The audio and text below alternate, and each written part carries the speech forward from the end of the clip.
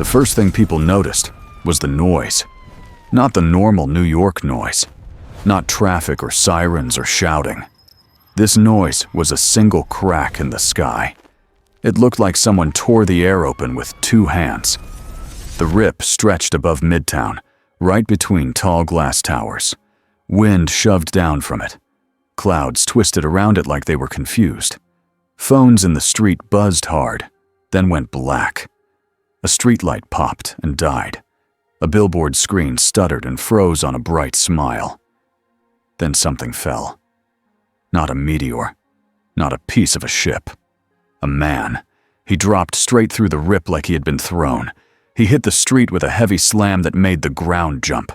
A ring of dust puffed out around his boots. Cars rocked on their shocks. People screamed and ran. He did not fall over. He stood up like he had simply stepped off a curb.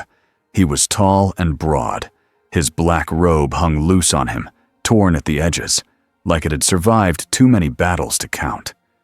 A sword rested in his hand, huge and rough-looking, like it was built to break bones and buildings. Little bells sat in his spiky hair, tied there like a strange joke. His face was the worst part. Not because he was ugly, because he looked happy. Not nice happy. He looked like a kid who had just walked into a room full of gifts, and when he smiled, people nearby felt their bodies go tight. A woman trying to run stumbled for no reason. A man in a suit put a hand on a wall like he was suddenly dizzy. A dog yelped and pulled its leash hard, wanting to get away. The air felt heavy, thick, like there was pressure pushing down on everyone. The man looked around slowly. Eyes bright, head turning like he was searching for something he could not see. Then he spoke, loud enough to cut through the screams. "Okay," he said, almost pleased. "Where's the strong one?" A second later, a different problem crashed into the street. 3 armored drones, damaged and smoking, whipped between buildings. They looked like Stark tech, but not clean. Like someone had stolen the design and built it cheap and angry. They fired wild blasts that chewed the road and shattered windows. People scattered again, trapped between panic and falling glass. A familiar red and blue shape swung in fast and landed on a streetlight pole that should not have held him, but did. Spider-Man tilted his head, taking in the torn sky, the broken electronics, and the strange swordsman standing in the middle of the chaos like he owned it. "Okay," Spider-Man said. "This is not on my bingo card. Hi, welcome to, New York. Please do not punch the city." The swordsman didn't look at him. Not yet. He watched the drones like they were bugs. One drone fired at Spider-Man. Spider-Man flipped off the pole, webbed the blast line, yanked himself sideways, and landed in a crouch near the swordsman. "Sir," Spider-Man said, lowering his voice like he was talking to a big dog. "If you can hear me, we have a shooty robot situation. I can handle—" The swordsman moved. He didn't run. He didn't jump. He was simply there. One step. A blur. A shift. His sword swept once, clean and casual. All 3 drones split. Not exploded. Not pushed back. Split straight through like they were made of paper. Their halves fell apart in the air and hit the ground with a clang. Spider-Man froze for half a second. His mask eyes narrowed, then widened. He said. "Okay. That's a lot." The swordsman finally looked at Spider-Man. His grin sharpened. "You're fast," the man said, like he was giving a compliment. "But not what I'm looking for." Spider-Man lifted both hands. "That's fair. I'm more of a friendly neighborhood flavor of strong." The swordsman's eyes drifted upward, toward the sky tear, then beyond it, as if he could sense something far away. Then the street shook again. Lightning cracked down in a bright flash. A man with long blonde hair and a red cape landed in the street like a hammer. Thor straightened, Mjolnir in hand. His eyes locked on the swordsman at once. Thor's face was calm, but his voice was serious. "Stranger," Thor said, "your arrival wounds the sky. Your presence presses upon mortal minds. Speak your name and your purpose." The swordsman's smile got bigger. Now he looked truly excited. "Nice," he said, almost laughing. "You feel strong." Thor took a step forward, the air around him buzzing. "Answer," Thor demanded. The swordsman lifted his sword slightly, like he was testing its weight. "I'm here," he said, "because this place feels interesting." Thor's eyes narrowed. "That is not an answer." "It is for me." The swordsman's grin didn't move, but his eyes did. They sharpened. "If you're strong, then fight." Spider-Man shifted back fast, putting distance between them, web shooters ready. Okay, Spider-Man said quickly. "We can do a meet and greet first. Maybe an ID check. Maybe a coffee." The air suddenly got heavier again. Not from Thor, from the swordsman. Spider-Man felt it like a hand on his shoulders, not crushing him, but warning him. Thor's cape fluttered hard in the pressure. His boots scraped the ground a fraction, like he had to plant himself. Thor's eyes widened just a little. Not fear, surprise. The swordsman took one step toward him, smiling like this was finally the real part. "Good," the swordsman said. "Let's begin." Tony Stark watched the footage 3 times and hated every second of it. He was in a sleek room high above the city, glass walls showing a skyline that did not care about his stress level. Holograms floated over a table. The tear in the sky sat in the center like an ugly scar. On the screen, a swordsman. No ID, no signal, no database match. Old clothes, huge blade, bells in his hair like a dare. And then, the drones being cut clean in one swing. Tony zoomed in. Frame by frame. There was no trick, no hidden laser, no micro-explosives. Just a sword. And then the other part. The part Tony could not measure. The streetlights dying. The phones going black. People stumbling like they were suddenly sick. "What are you?" Tony muttered. Friday answered. Calm as always. Unknown. He is emitting an energy signature outside recognized parameters. Outside recognized parameters, Tony repeated. Which is Friday. Speak for Tony. Your universe just got weird. On a second screen, Captain America stood in the street, shield raised, not close enough to threaten, but close enough to protect people if it went bad. Around him, evacuation teams moved civilians away. SHIELD agents in plain clothes spread out, guiding traffic, clearing rooftops. Thor was already engaged. He and the swordsman were circling each other like 2 animals deciding who owned the space. Tony was already moving before the decision finished forming in his head. "Get the Quinjet ready," he said. "Tell Steve to pull back if he can. We do not let Mystery Sword Guy and Thunder Dad turn Midtown into a crater." Friday paused. There is a second anomaly, a residual dimensional vibration at the tear. Tony's stomach tightened. That sounds very Dr. Strange. Dr. Strange is en route, Friday confirmed. Of course he is. Tony grabbed his suit gauntlet and snapped it on. Because the weird always invites the weirder. Steve Rogers kept his feet planted and his voice steady. That was what he did. The street was half empty now. The loudest screams had faded as people ran or got moved away. Police and agents pushed barricades out. Medics guided anyone who had tripped or fainted. News helicopters hovered at a distance. In the center of it all, Thor and the stranger moved. Thor swung Mjolnir once. The blow hit the stranger's blade, and the shockwave slammed into a parked car, rocking it sideways. The stranger laughed. Not mean, just thrilled. He pushed back, and Thor slid a full step, boots carving shallow lines into asphalt. Steve's grip tightened on his shield. Thor was strong. Everyone knew that. Steve had seen Thor fight aliens and gods and nightmares, and Thor was taking this seriously. Steve watched the stranger's body language, the way he held his sword, the way he didn't seem tense the way most fighters did. He looked relaxed, like this was fun. "Thor," Steve called, keeping his voice firm. "Take it to the river. Open space. Less people." Thor's eyes flicked towards Steve for a fraction of a second. He understood. He was already adjusting, drawing the stranger away with small steps and big, loud swings. The stranger followed like he had been invited to a party. Steve ran through options in his head. If Thor lost control, if the stranger went after civilians, if the tear in the sky got worse. A circle of orange light opened behind Steve. Dr. Strange stepped through in his cloak, hair wind-tossed, eyes already on the rip above them.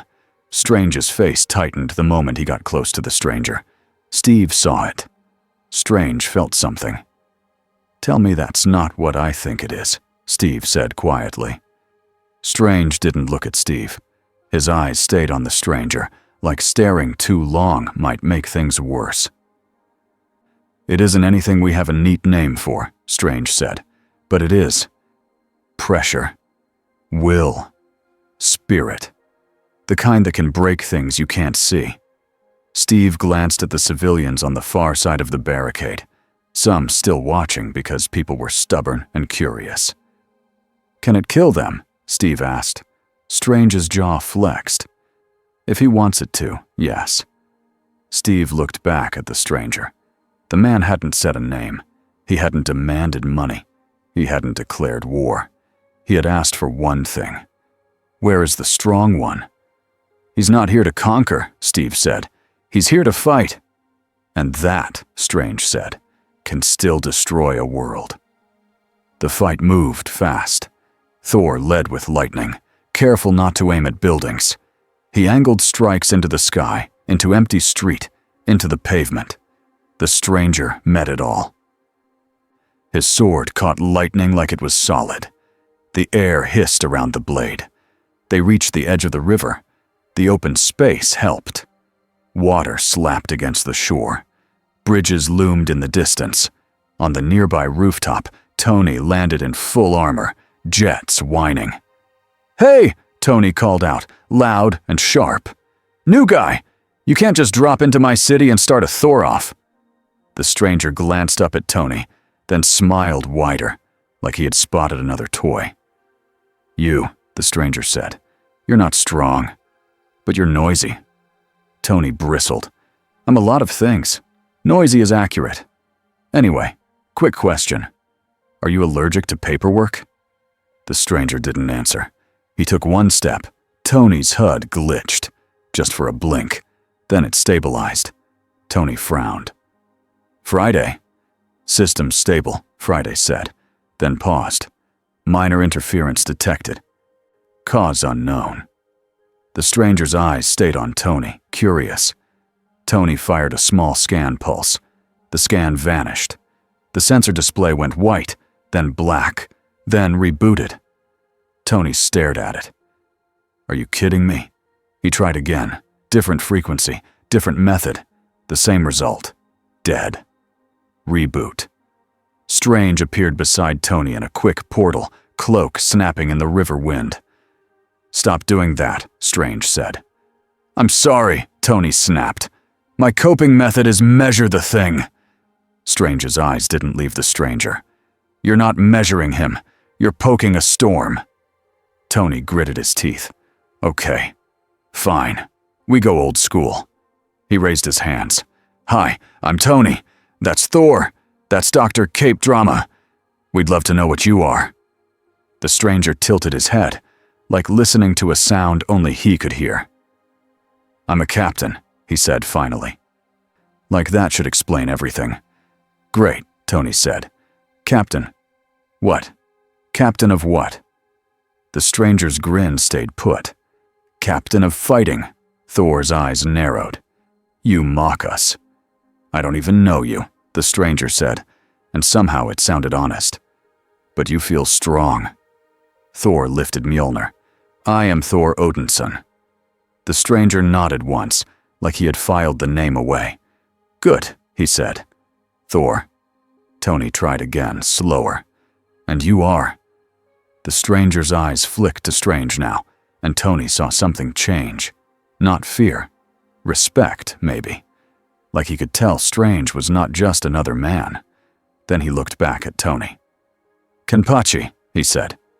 Steve arrived from the street level, jogging up, shield on his arm. "Kenpachi," Steve repeated. "Is that your name or a title?"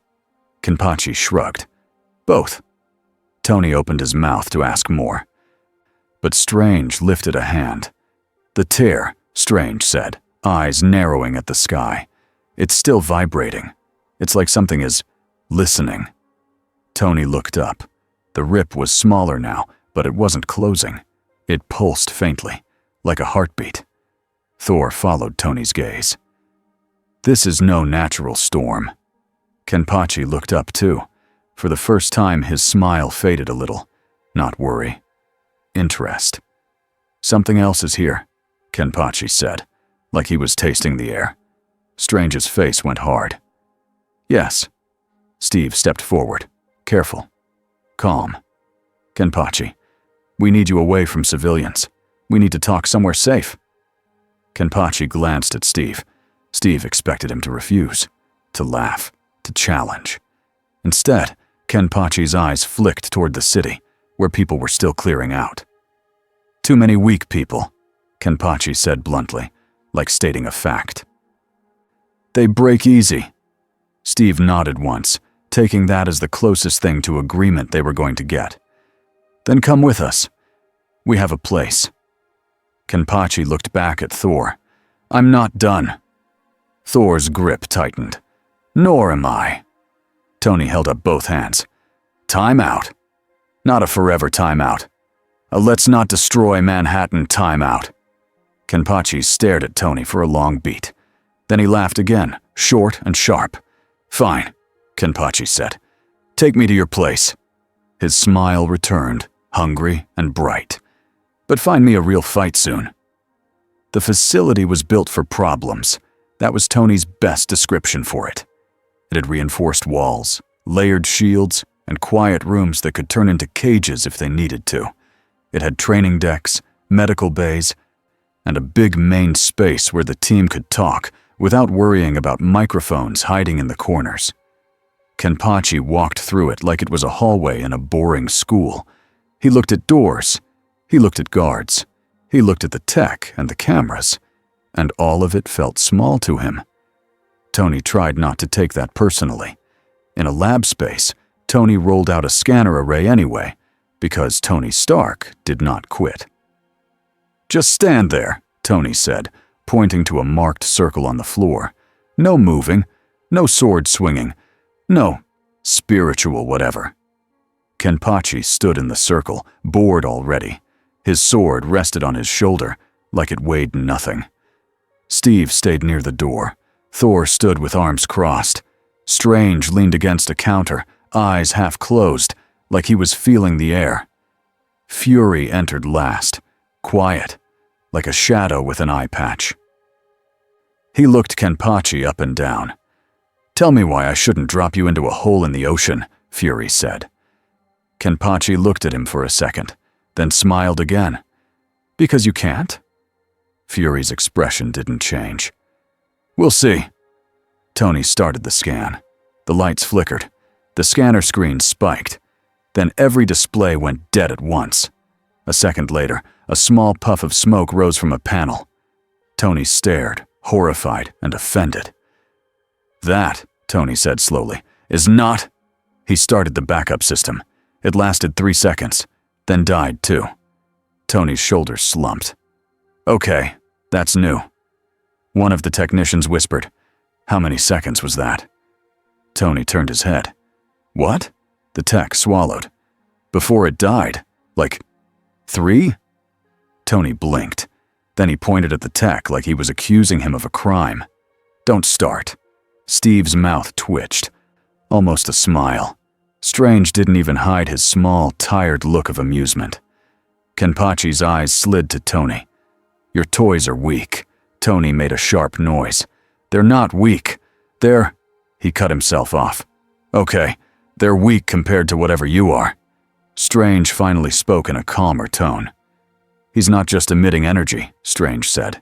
He's being it. Like his presence is a weight in the room. Fury stepped forward. Name, origin, how you got here? Kenpachi sighed like he hated long questions. I was fighting, he said, as if that answered everything. Then there was a tear. Then I fell. Now I'm here. Steve kept his voice gentle. Who were you fighting? Kenpachi's grin returned. Strong people. Thor snorted. He speaks like a warrior and acts like a storm. Kenpachi looked at Thor. You're not bad. Thor's eyes narrowed. Not sure if it was praise or insult. Tony leaned closer to Strange, whispering, Can you do the thing where you open a portal and drop him in, like Nebraska? Strange gave Tony a look. If I try to move him without his permission, I might rip a hole in reality big enough for worse things to come through. Tony stared. Great. So he's a walking do not touch sign. Kenpachi heard him anyway. He looked at Tony, amused. Try it if you want. Tony raised his hands. Nope. Not today. Steve stepped closer to Kenpachi, slow, like he was approaching a wild animal that might also be a person. We're not your enemies, Steve said, but you can't just fight wherever you want. People die. Kenpachi's eyes flicked away, bored again. Weak people die in fights. Steve's voice stayed steady. Not if we can help it. Kenpachi stared at Steve like he was trying to decide if Steve was stupid or brave. Then Kenpachi shrugged. Fine. I won't cut weak people if they're not in my way. Steve took the small win. Good. Fury didn't look satisfied. And what happens when you get bored? Kenpachi's grin came back, sharp and honest. Then I find something strong. Thor took a step forward. You will find your strength within us when we choose, not when you demand. Kenpachi's bells jingled softly as he tilted his head. Then, choose soon. Strange's face tightened again. His eyes went unfocused, like he was listening to the air. Tony noticed first, because he had learned to watch Strange's expression the way you watch a weather warning. What? Tony said. Are you sensing? Strange stood straight. Something on the other side of the tear. Something that noticed him. Fury's voice went cold. Defined something.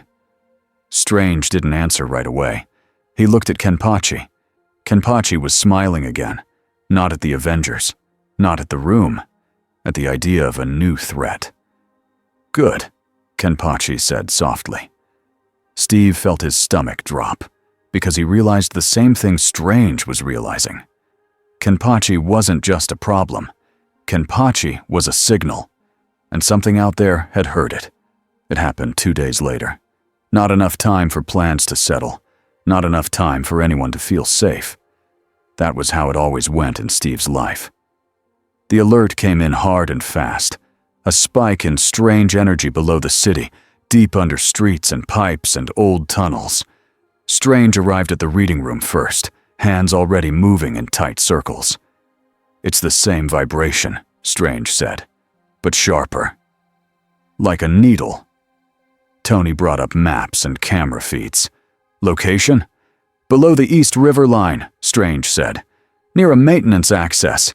If it breaks through there, Steve was already moving. Evac teams. Now. Thor was there too, armor on, voice low. If it is a realm breach, I shall strike it down. Tony glanced at Kenpachi, who had been sitting in a training space like a man waiting for rain. Kenpachi stood the moment the alert sounded. His smile was back. You found me something, Kenpachi said. Tony swallowed the part of him that wanted to say no, because he knew the truth. If this turned into a fight with monsters coming through the walls of the city, they needed every strong body they had. Rule, Steve said quickly, holding Kenpachi's gaze. No civilians. Kenpachi's eyes flicked to Steve, then away. I know, he said. Like Steve was reminding him not to step in a puddle. That annoyed Tony for some reason. They reached the site in minutes. A service tunnel under the city. Concrete walls. Metal pipes. The smell of damp stone and old dust. There were workers down there at first. They had been fixing something. Their faces were pale with fear. One of them pointed down the tunnel with shaking hands. It opened, he stammered. The wall, it just… Steve didn't waste time. Get out. All of you. Run to the stairs and don't stop. Agents rushed them up. Medics guided them. Steve stayed between the workers and the tunnel like a living shield. Then the air changed. Cold moved through the corridor like a breath. A shadow spread on the concrete, but there was no light source for it. The wall ahead cracked. Not like rock breaking, like space itself was splitting. A jagged hole opened in the air, tall as a doorway, wide enough for a truck. Inside it was not another room. It was darkness with moving shapes. And then they came.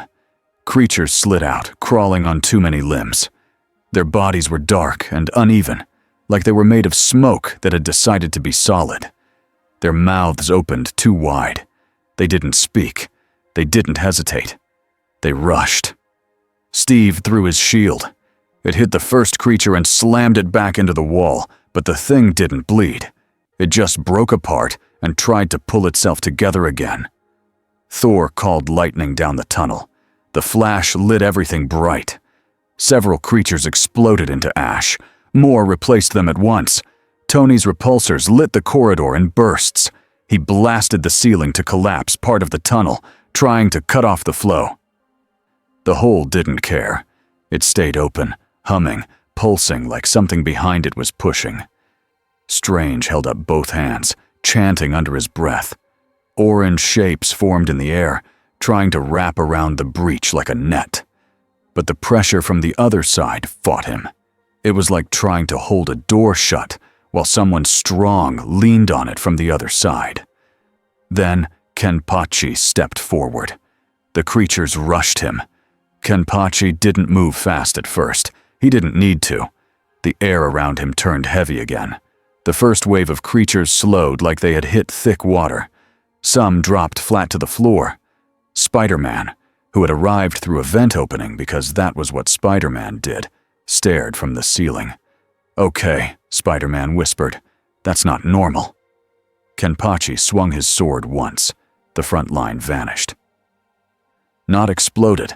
Not burned. Cut.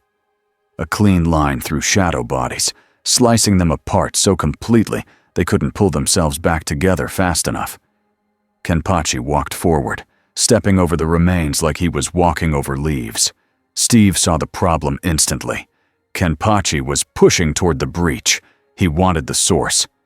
"Kenpachi!" Steve shouted. "Hold the line here!" Kenpachi didn't look back. "No!" Tony flew sideways, trying to block him. "Hey, Conan, we are not doing run into the mystery hole today." Kenpachi's eyes flicked up to Tony. They were bright, amused. Then Kenpachi took one step. Tony's suit alarm screamed. His stabilizers hiccuped. For half a second, Tony's armor felt heavier, like gravity had increased. Tony jerked back, surprised. Kenpachi didn't even touch him. That pressure did. Tony backed off, breathing harder than he liked. Okay. Noted. Space pressure. Great. Strange's voice snapped. "Kenpachi, if you cut into that breach, you could make it wider." Kenpachi finally stopped. He turned his head slightly, like he was listening to Strange. "Then close it," Kenpachi said simply, "while I fight." Steve hated how simple that sounded, because there was logic in it. Thor stepped beside Kenpachi, cape whipping in the cold wind leaking from the breach. "We shall stand together," Thor said. Kenpachi grinned at that. "Good." They formed a line. Steve, Thor, Kenpachi in front. Tony and Spider-Man moving along the sides, picking off anything that tried to slip around. Strange behind them, hands raised, glowing shapes building in the air, trying to stitch the rip closed. The fight got worse. The hole pulsed. The sound changed. The creatures started coming out faster, like someone had opened a larger gate behind the small one. Then something bigger pressed through. At first, Steve thought it was just a shadow, a thicker one. Then it stepped out and the tunnel felt too small. It was tall, almost scraping the ceiling. Its arms were long, and its hands ended in claws that looked like broken glass. Its head was smooth and wrong, with 2 empty pits where eyes should be. It didn't rush. It walked, and every step made the tunnel shake. Thor lifted Mjolnir, eyes hard. So, there is a champion. The creature lifted its head slowly. It didn't have eyes, but it looked at them anyway. Then it swung one arm. The air itself cut. A wave of force slammed into the line. Steve dug his boots in and braced behind his shield. The blow shoved him back. He slid. Sparks flicking from his boots on the concrete. Thor took it better. Lightning sparked around him, keeping him steady. Kenpachi didn't move at all. The wave hit him, and the pressure around Kenpachi pushed back. It was like 2 invisible walls colliding. Spider-Man's voice cracked over comms. Steve, that thing is doing the air blade thing. That's bad." Tony fired a missile. It hit the creature's chest and blew a chunk away. The creature didn't fall. The chunk tried to reform. Tony cursed. "Also bad." Kenpachi's grin widened. "Now that," he said, "looks worth it." He charged. Not fast like Spider-Man. Not jet fast like Tony. He moved with raw speed that made Steve's eyes struggle to track him anyway. Kenpachi slammed into the creature and swung upward. The impact echoed through the tunnel like a cannon shot. The creature staggered back 2 steps, surprised for the first time. Thor surged forward with a hammer strike that hit the creature's shoulder and snapped dark energy outward like sparks. Steve followed, shield strike to the creature's knee, forcing it to bend. They were working as a team without planning it, because that's what you do when something tries to break your world. The creature roared without a mouth. The sound was inside their heads. Steve's vision blurred for a second. He felt sick, like someone had shoved ice water into his brain. Strange shouted, voice strained. "It's trying to break your minds. Stay focused." Kenpachi laughed. It was a sharp sound, and it cut through the mental pressure like a blade. "You think that hurts?" Kenpachi said to the creature, like he was talking to a bully. "Try harder." The creature swung both arms down. Thor blocked one arm with Mjolnir, lightning blasting down the corridor. Steve blocked the other with his shield, but the impact drove him to one knee. Kenpachi stepped between the strikes. He raised his sword with one hand, and he pushed up. The creature's arms lifted, forced back, not by leverage, but by sheer force. Tony stared through his HUD. That's insane." Spider-Man webbed the creature's ankles and yanked, trying to pull it off balance. "Everybody's doing great." Kenpachi's face was all joy now. This was what he wanted. He swung. This swing was not casual. It was heavy. The blade carved through the creature's chest, splitting it from shoulder to hip. For a moment, the creature froze. Then the cut widened like a crack in glass. Dark energy spilled out. The creature tried to close, to reform, but something about Kenpachi's cut made it harder. Like he wasn't just cutting body, he was cutting the thing that held it together. The creature staggered backward toward the breach. Strange saw the danger at once. "No!" Strange shouted. "If it falls into the breach like that—" The creature threw one last attack, a burst of dark force like a scream. It hit Strange's forming spell net. The spell flickered. The breach pulsed wider.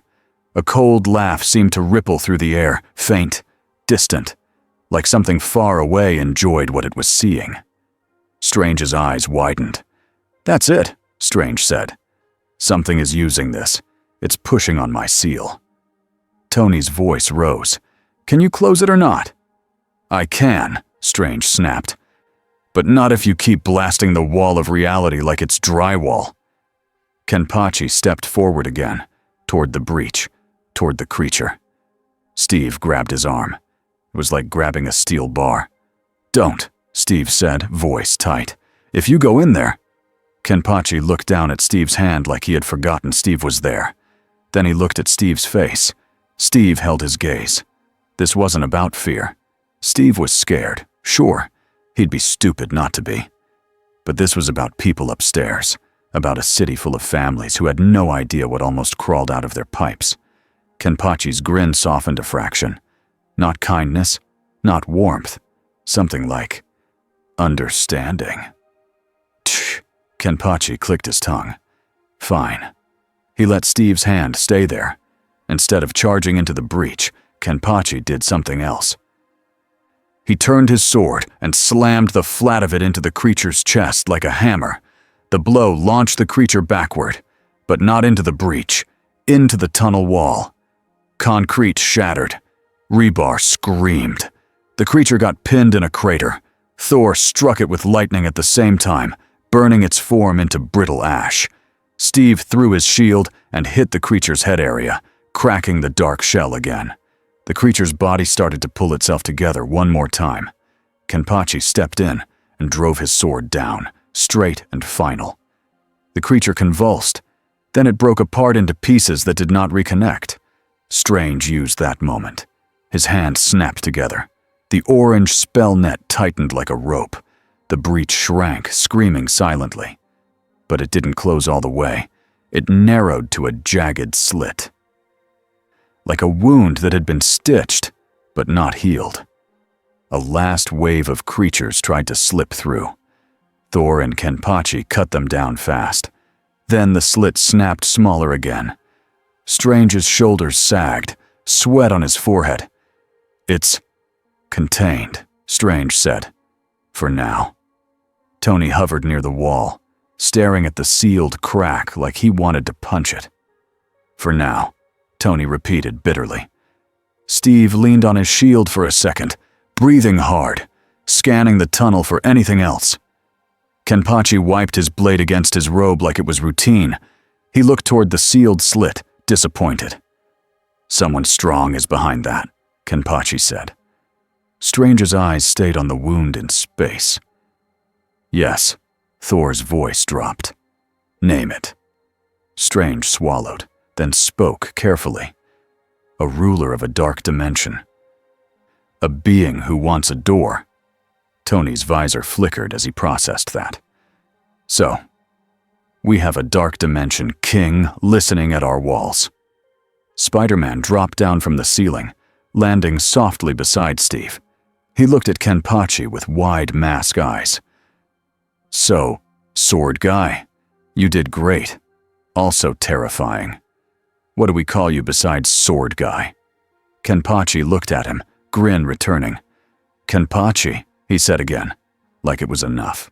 Spider-Man nodded like he accepted that, even if he didn't understand it. "Cool. Kenpachi. I'm Spider-Man. Please don't cut the planet in half."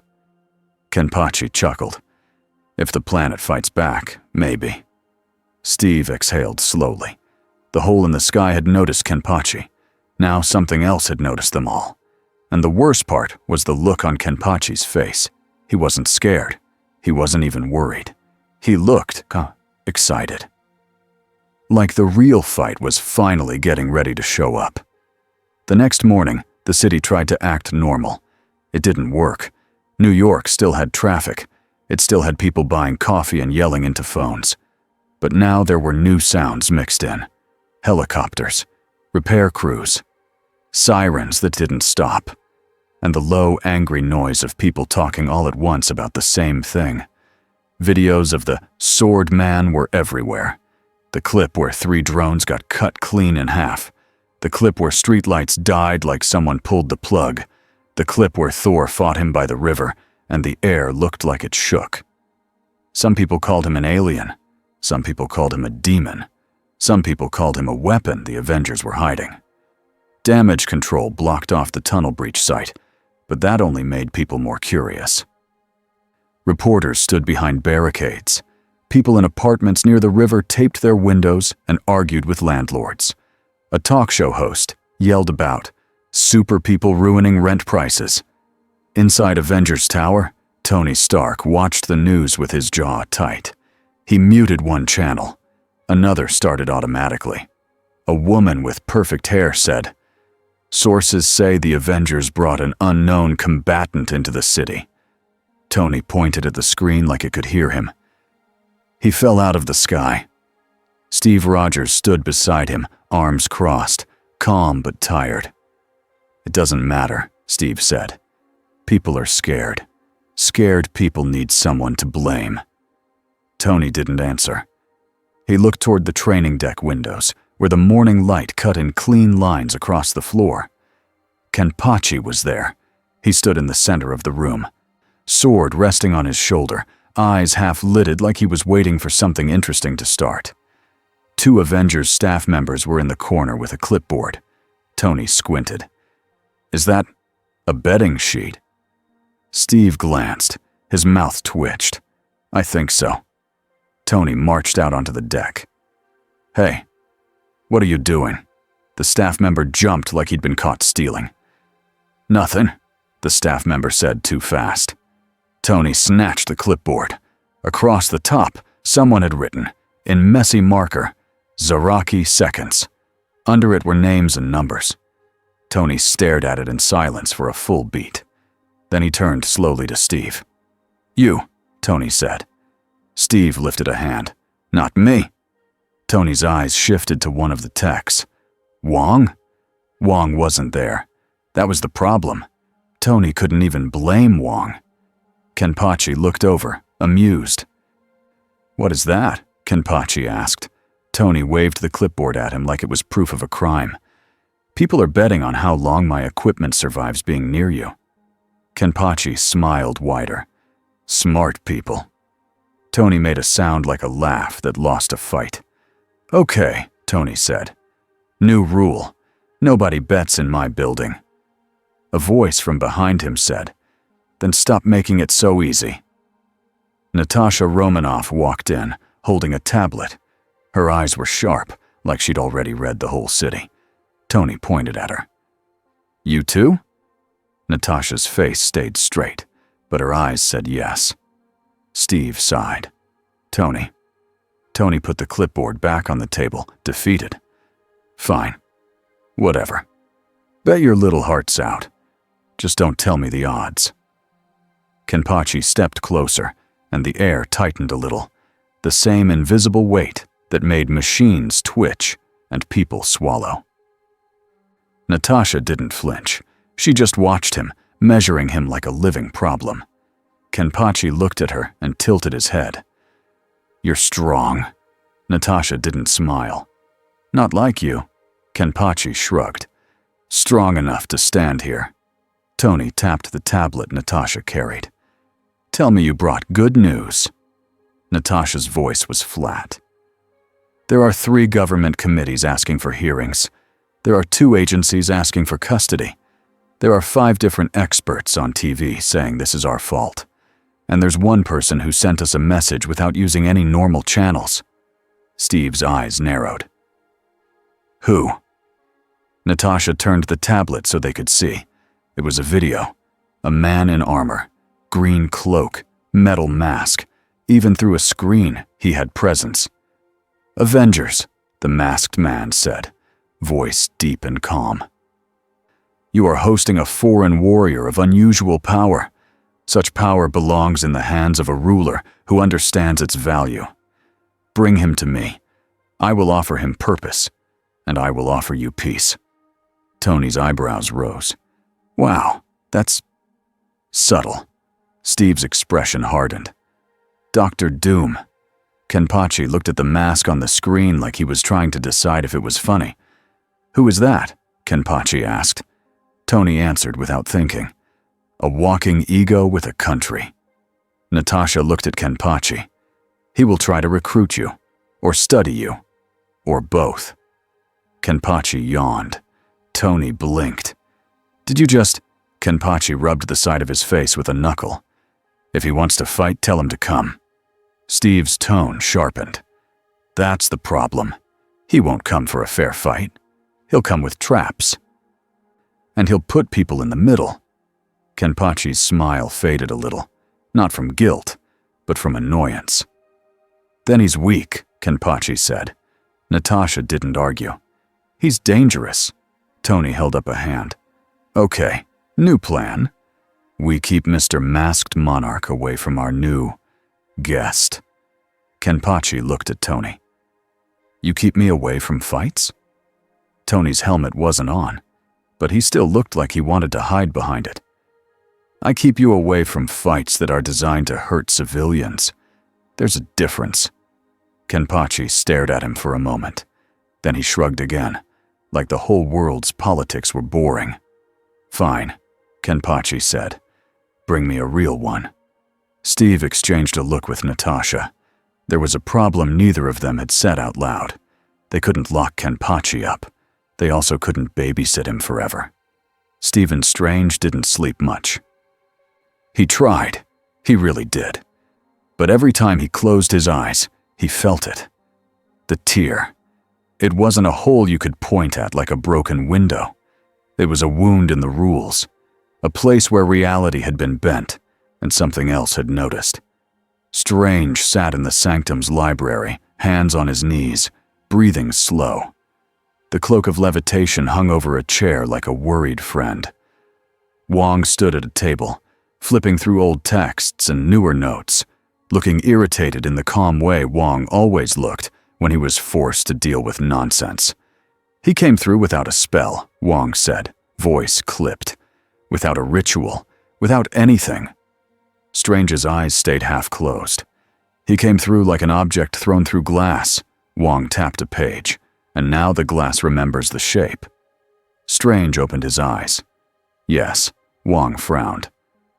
Then we should send him back. Strange almost laughed.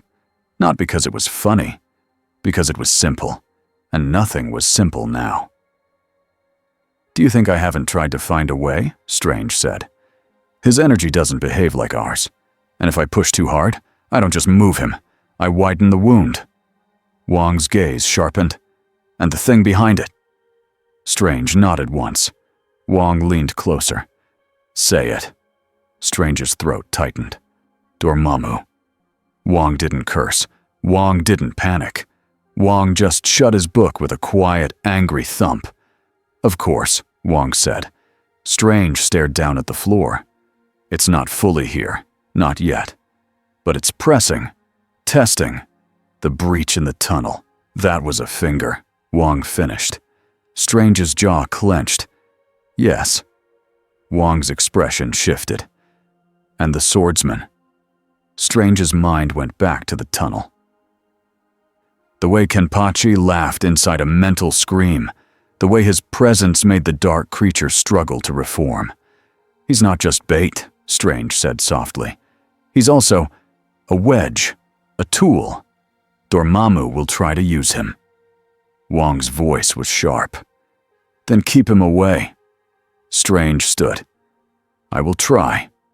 Wong looked at him. Try harder.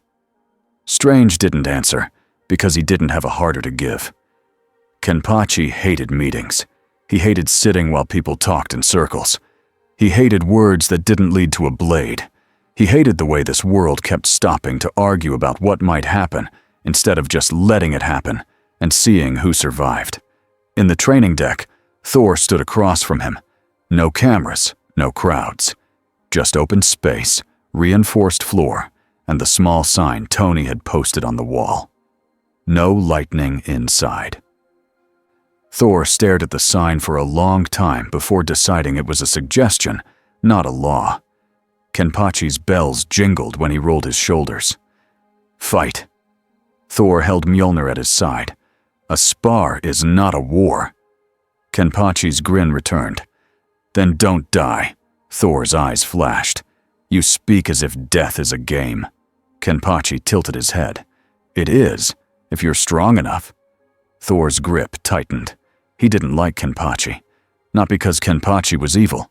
Thor could smell evil. Kenpachi wasn't that. Kenpachi was something else. A storm that wanted to crash into bigger storms. Thor lifted Mjolnir and struck. Kenpachi's sword met the hammer. The impact shook the room. Far in the corner, a new sensor Tony had placed on a tripod sparked, smoked, and died. A voice from the doorway called out, "7 seconds!" Tony stood there with a tablet. Eyes wide with annoyed disbelief. Natasha was behind him, arms crossed. Steve was there too, watching with a careful calm. Kenpachi glanced at Tony. 7. Weak. Tony threw his hands up. "Stop it. Stop being whatever you are." Kenpachi laughed and turned back to Thor. Thor came in again, faster, using footwork that looked simple, but carried the weight of centuries. Mjolnir slammed down. Kenpachi blocked and slid back half a step, boots scraping. Kenpachi's smile widened. "Better." Thor swung again. Kenpachi moved, not dodging away, but angling in. Blade skimming so close to Thor's arm that the air hissed. Thor felt it. Not the cut. The warning. Kenpachi could have cut him. He chose not to. For a heartbeat, Thor respected him. Then Kenpachi pushed harder. The pressure in the room rose. Steve felt it in his chest. Natasha felt it in her teeth. Tony's tablet flickered like it wanted to faint. Thor grunted and planted his feet, lightning crackling around his shoulders despite the sign. "Enough," Steve called, voice firm. Kenpachi didn't stop. Thor's eyes sharpened. He lifted Mjolnir and called lightning anyway. The bolt hit Kenpachi's sword. The flash filled the room. When the light faded, Kenpachi was still standing. Smoke curled off his robe. His grin was bright and honest. "Nice," Kenpachi said. Thor lowered Mjolnir slowly, breathing harder now. Steve stepped in, shield raised, not as a threat, but as a line. "Kenpachi," Steve said. "We said spar." Kenpachi looked at Steve like Steve was interrupting something important. Then Kenpachi's eyes drifted past them, toward the window, toward the city beyond. His smile faded again. Not in anger. In boredom. "This world has strong people," Kenpachi said, "but it's like they're holding back all the time." Tony scoffed. "We call it not killing everyone." Kenpachi didn't look at Tony. "Where's the one who breaks things?" Natasha's eyes narrowed. "Hulk." Kenpachi's grin came back. Steve stepped closer. "No." Kenpachi's gaze flicked to Steve. Sharp now. "Why?" "Because it doesn't stop," Steve said. "Because it turns into a disaster." Kenpachi's smile turned into something colder. "In my world," Kenpachi said, "you don't hide the monster, you fight it." Steve held his ground. "In this world, we protect people first."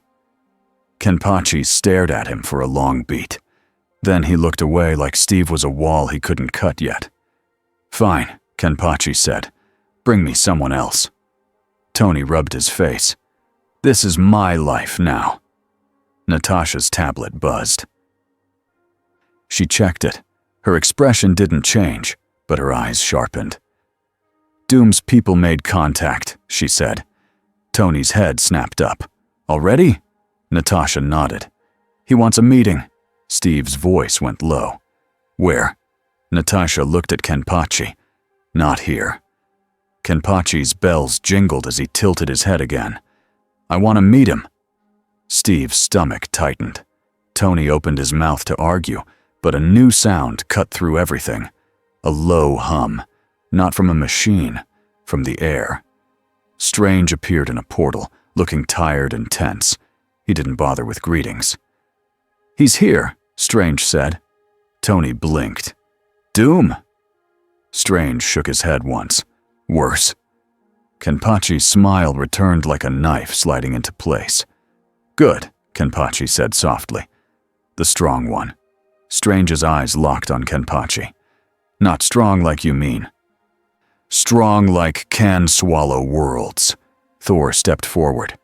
Dormammu. Strange nodded. Steve felt cold spread through his chest. This was what Strange had been afraid of. The wound remembered Kenpachi. And now, the dark thing behind the wound was pressing closer. Victor Von Doom did not walk into a room. A room was something you owned, something you controlled. Doom appeared on a screen because screens were safer, and because Doom liked making people feel like he didn't even need to be present to dominate the space. The main Avengers conference room had the lights dimmed. The screen showed Doom's mask in crisp detail. Behind him, a stone hall and banners that looked ancient. Tony sat forward, chin lifted, ready to be annoying on purpose. Steve sat straight, calm and hard as steel. Natasha stood in the shadow by the wall.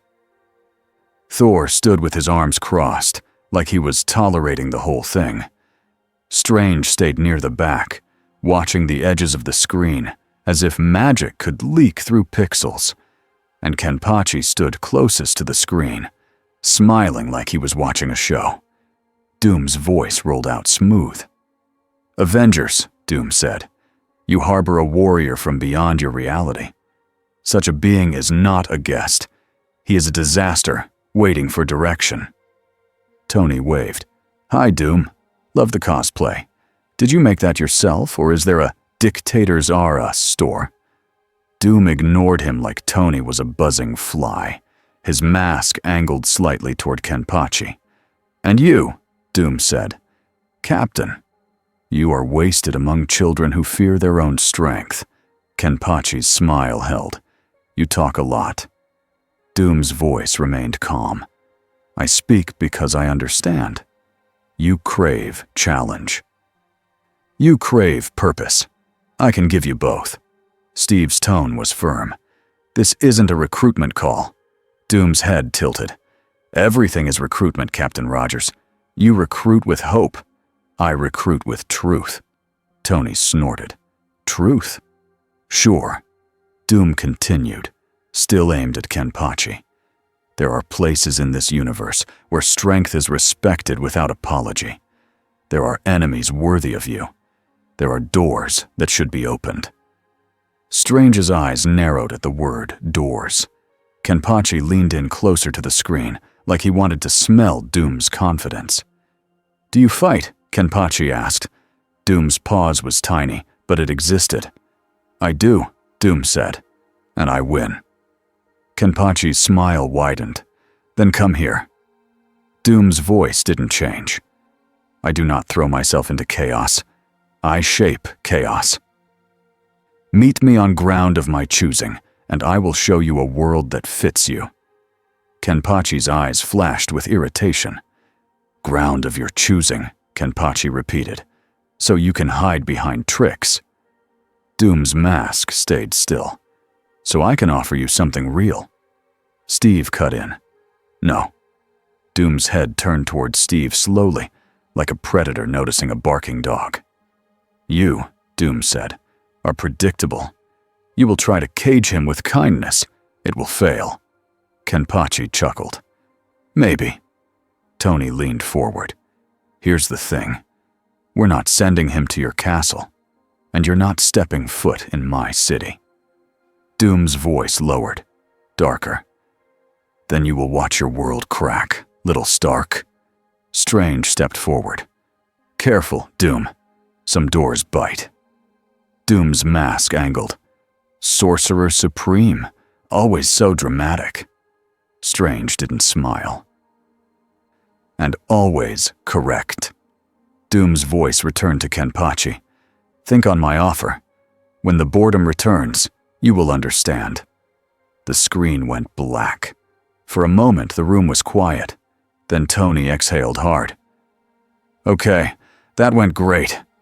Steve looked at Kenpachi. "You're not going." Kenpachi shrugged. "If he brings me a good fight, I'll go anywhere." Steve's jaw tightened. Strange spoke, voice low. "That's exactly why he wants you.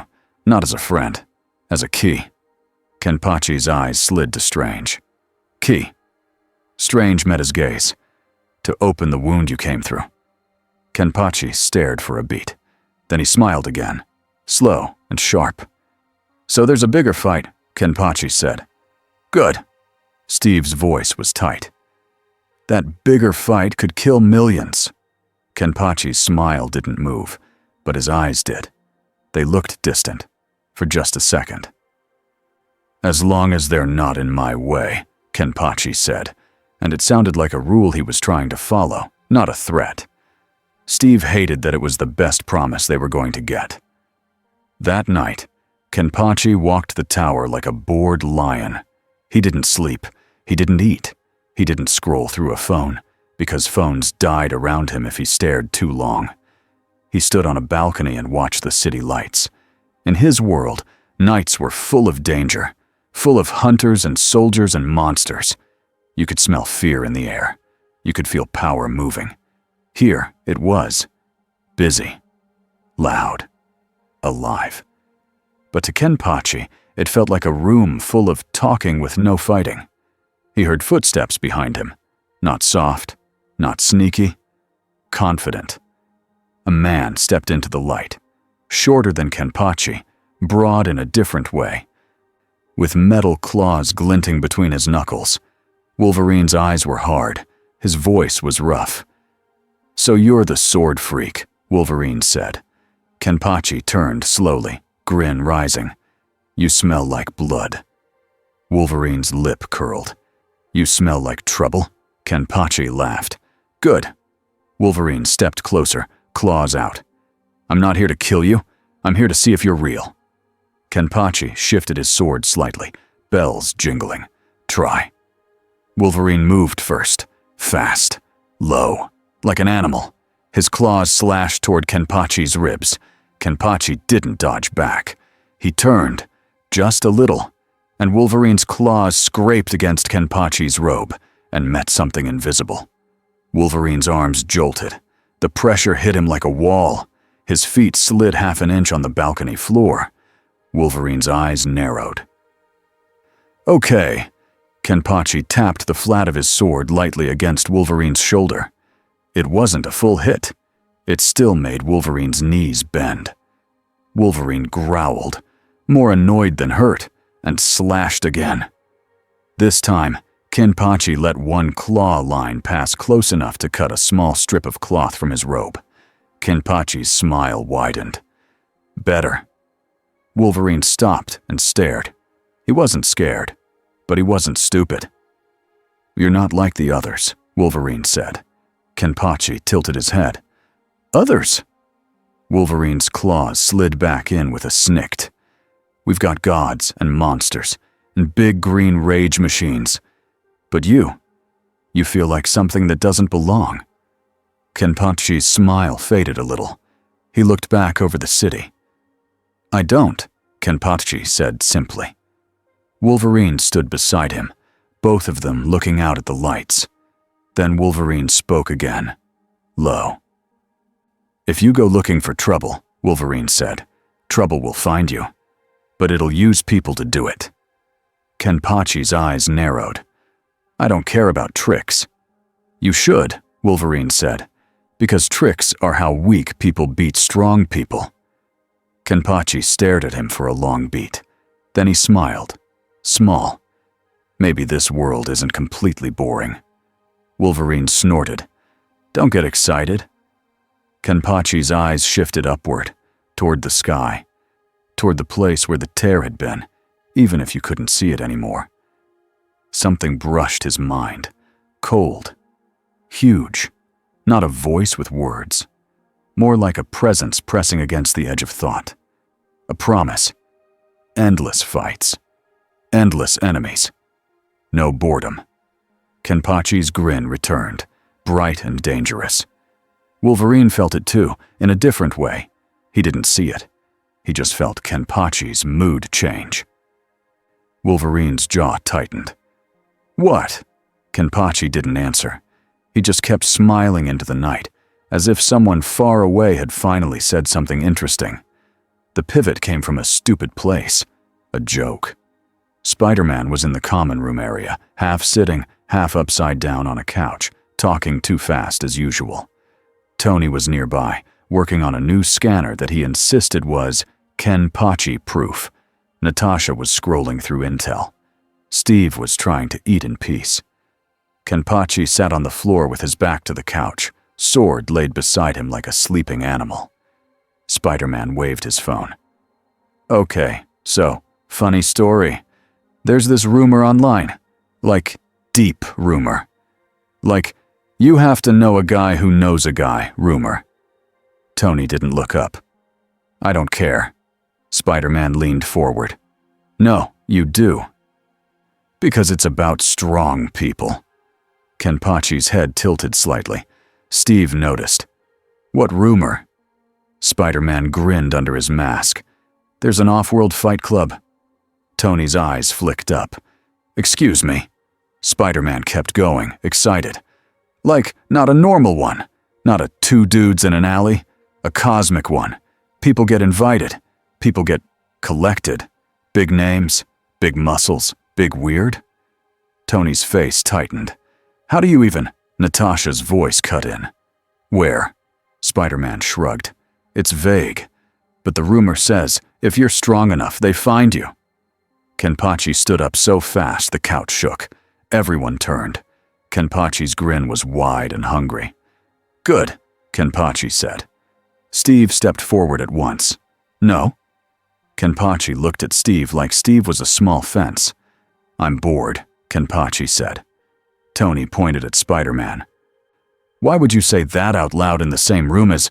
Spider-Man raised both hands. In my defense, I did not expect it to work that fast. Natasha's eyes were sharp. It could be a trap. Kenpachi shrugged. Then it's a trap with strong people. Strange appeared in the doorway like he'd been listening the whole time, which he probably had. His voice was tight. If someone is collecting champions, it's not for charity. Kenpachi stepped toward the balcony doors, already moving. Steve moved with him. Kenpachi. Kenpachi didn't stop. I'm going. Tony's voice rose. You can't just… Kenpachi paused at the door and looked back. His eyes were bright, but there was something else in them too. Something almost honest. If you want to stop me, Kenpachi said, fight me. Silence hit the room. Steve didn't move. Tony didn't move. Strange didn't move, because they all understood the same thing. They weren't ready for that kind of stop. Kenpachi smiled once more. Then he opened the balcony doors and stepped into the night. Something found him before the Avengers did. It wasn't a sound. It wasn't a ship you could see coming with radar. It was a shift. Kenpachi was on a rooftop, wind tugging his robe. The city stretched out under him like a maze of lights. Then the air behind him folded. A circle opened, like a door made of dark glass. Figures stepped out. Not monsters like the tunnel creatures. These were armored, tall, moving like trained soldiers. Their helmets were smooth, their eyes glowing. Their weapons hummed. Kenpachi turned slowly, smiling like this was exactly what he had been waiting for. One of them spoke in a flat voice. Kenpachi Zaraki. By order of the Grandmaster, you are invited. Kenpachi tilted his head. Grandmaster. The soldier raised a small device, like a badge. It flashed with symbols that looked like they wanted to be understood. Champion selection, the soldier said. Arena world. Contest of strength. Kenpachi laughed.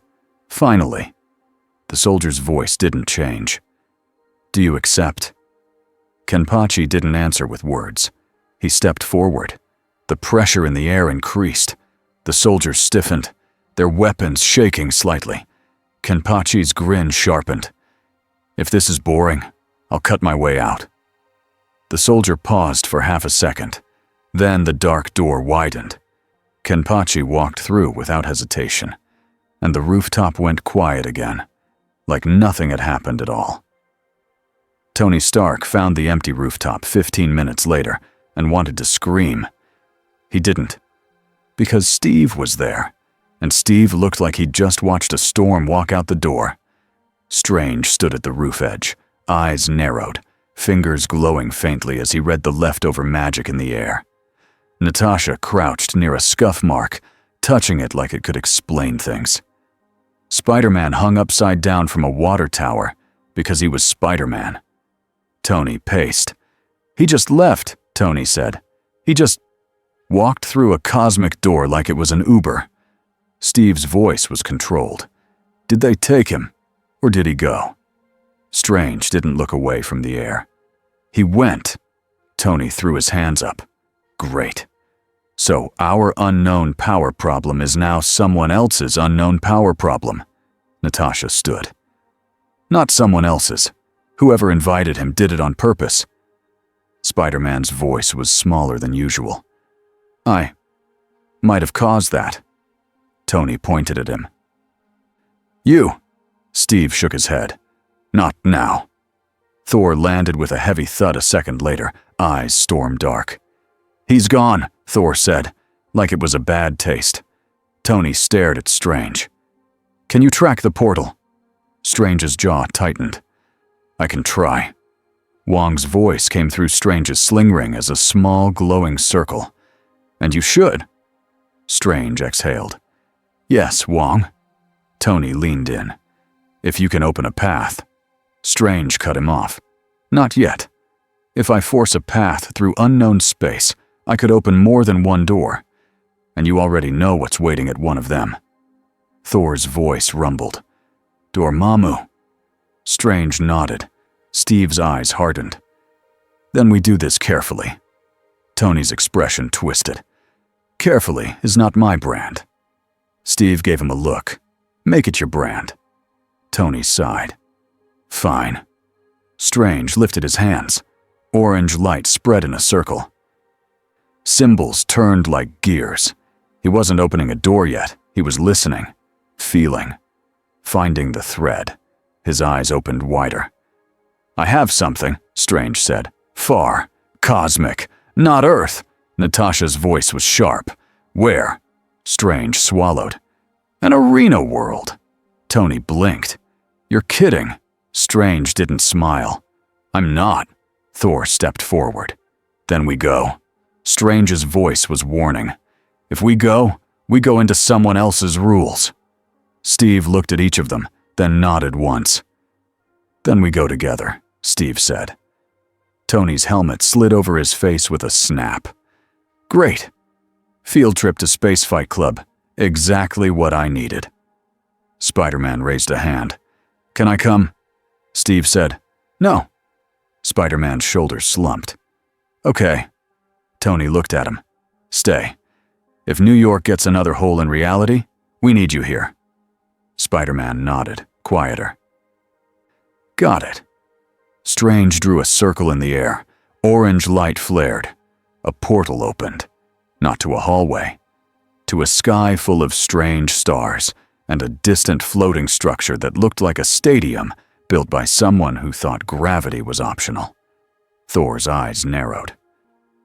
"This reeks of games." Tony stepped toward it. "Then let's crash the party." Steve lifted his shield and followed. Natasha went with them, calm as ever. Strange stepped through last, cloak snapping, eyes already searching for the next crack in reality. Kenpachi loved it the moment he arrived. The air tasted different. Clean. Sharp. Like a place made for fighting. He stood on a platform suspended over nothing. Far below, clouds rolled, but there was no ground. Just open sky and floating structures connected by bridges. Ahead, a massive arena rose like a metal mountain, lit with bright signs and moving screens. The noise was loud. Cheers, drums, shouts in languages Kenpachi didn't know, but he understood the meaning anyway. Fight. A gate opened. 2 guards waved him forward like he was a celebrity. Kenpachi walked in with his sword on his shoulder and a grin on his face. The arena inside was huge. Thousands of beings filled the stands. Some looked human, Many didn't. Armor, masks, horns, glowing skin, stone bodies. A sea of eyes focused on him. In the center was a fighting floor made of dark metal, marked with lines that looked like they could shift. Above it, floating screens showed Kenpachi's face from multiple angles. A booming voice filled the arena. "Welcome," the voice said, warm and mocking. "Welcome to my little game." A man appeared on a high platform. He was tall, dressed like a king who thought kings were funny. He smiled like he had never worried a day in his life. "The Grandmaster," the man announced himself, arms wide. "And you, strange warrior, are today's surprise." Kenpachi didn't bow. He didn't clap. He just pointed his sword toward the center. "Who do I fight?" Kenpachi asked. The crowd roared at the bluntness. The Grandmaster laughed. "Straight to the point. I like you. No speeches, no politics, just punching and screaming." Kenpachi's grin sharpened. "Yes." The Grandmaster leaned forward, eyes bright. "But first, we learn your name." Kenpachi stared up at him. "Kenpachi?" The Grandmaster snapped his fingers. The screens flashed, "Kenpachi" in bold letters. The crowd screamed the name like it belonged to them now. Kenpachi felt it. The hunger, the energy. The way this place fed on violence like it was fuel. He liked it. For now. The Grandmaster's voice rolled again. "First match!" A gate opened opposite Kenpachi. A man stepped out. He was huge, bare-chested, covered in scars, with a lion's skin over his shoulders and a club in his hand. He smiled, like Thor smiled when Thor thought something would be fun. "Hercules!" someone in the crowd screamed. Hercules twirled his club and pointed it at Kenpachi. "So you're the new toy." Kenpachi's grin widened. "You're strong?" Hercules laughed. "Obviously." Kenpachi walked forward, slow and casual. Hercules charged, fast for his size, club swinging down with force that could flatten a tank. Kenpachi raised his sword. The club hit the blade. The shockwave punched the air. The front row of the crowd flinched as the force rolled over them. Kenpachi slid back half a step, boots scraping the metal. Then he laughed. Hercules' eyes widened in surprise. Kenpachi pushed forward, blade pressing against the club like it was trying to cut through it. Hercules dug in, muscles bulging, teeth bared. "You're heavy," Hercules said, voice straining. "What are you made of?" Kenpachi's eyes gleamed. "Fun!" He twisted his wrist and swung sideways. Hercules barely managed to jump back. The blade didn't hit him, but the air behind him tore, leaving a deep groove in the arena floor like it had been carved by a giant. The crowd screamed louder. Hercules' smile turned real now. "Good," Hercules shouted and came in again. They traded blows that shook the arena. Hercules' club smashed the floor, sending metal plates flying. Kenpachi's sword sliced through the air with clean lines that forced Hercules to keep moving. Kenpachi wasn't struggling. He was learning. He was tasting the fight. And Hercules was strong enough to make it taste good. Kenpachi finally stepped in close, faster than Hercules expected. He slammed his shoulder into Hercules' chest and swung upward. The blade stopped a finger width from Hercules' throat. Hercules froze, eyes wide. Kenpachi held there, smiling. The crowd went silent for a heartbeat. Then Kenpachi pulled the blade away and stepped back, like he had decided. Hercules touched his neck, feeling the air's bite. He laughed, loud and proud. "You could have killed me," Hercules said. Kenpachi shrugged. "Then the fun ends." Hercules grinned. "I like you." The Grandmaster clapped, delighted. "Oh, that was beautiful." Our new champion doesn't even want to finish his food. Kenpachi's smile faded slightly at the word food. Not because he cared about food, but because the Grandmaster sounded like everything was a joke. Kenpachi didn't like being someone else's joke. The Grandmaster waved a hand. Second match. Kenpachi's eyes sharpened again. Good. The next gate opened. Something massive stepped out. A man in a full helmet and heavy armor, moving like a boulder that learned to walk. His steps made the floor thud. The air around him felt thick, like it was stubborn. A voice in the crowd whispered the name with fear. Juggernaut. Juggernaut rolled his shoulders. You the sword guy? Kenpachi grinned. Yes. Juggernaut pointed at him. I don't stop. Kenpachi's grin got bigger. Good. Juggernaut charged. It wasn't a sprint. It was a moving wall. Kenpachi swung. The blade hit Juggernaut's armor and sparks flew. Juggernaut kept coming. Kenpachi's eyes widened in genuine interest. He swung again, harder. The blade carved a line across Juggernaut's chest plate. Juggernaut kept coming. Kenpachi laughed. He braced, grabbed Juggernaut's shoulder with one hand, and pushed. The pressure around Kenpachi flared. Juggernaut's boots scraped. For the first time, Juggernaut slowed. Then Juggernaut roared and shoved back, forcing Kenpachi to move with him like a fast-moving train. They crashed across the arena floor, tearing plates up behind them. The crowd screamed. Kenpachi dug his feet in, muscles tightening, and finally broke the charge sideways, spinning Juggernaut toward a wall. Juggernaut hit the wall hard enough to crack it. He shook his head and tried to come again.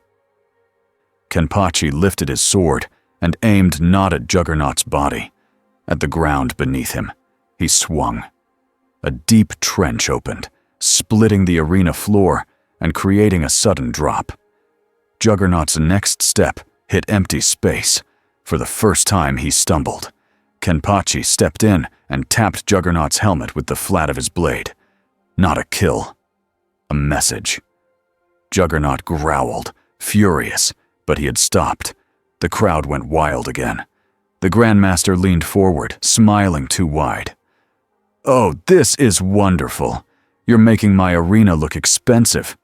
Kenpachi looked up at him, eyes sharp. This is your arena, Kenpachi said. The Grandmaster spread his arms. Everything here is mine.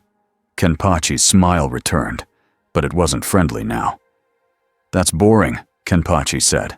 The Grandmaster laughed like Kenpachi had told a joke. Kenpachi didn't laugh back. The third match wasn't announced, it was delivered.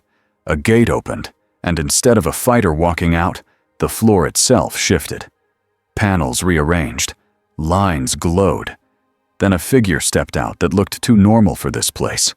A woman with a sword and calm eyes. Not flashy, not huge, just steady. She held her blade like someone who had practiced every day for years. Kenpachi's grin returned again, interested in a different way. You, Kenpachi said. You know how to fight. The woman's voice was quiet. I was told you're dangerous. Kenpachi shrugged. Yes. She took a stance. Then I'll do my job. Kenpachi tilted his head. Job.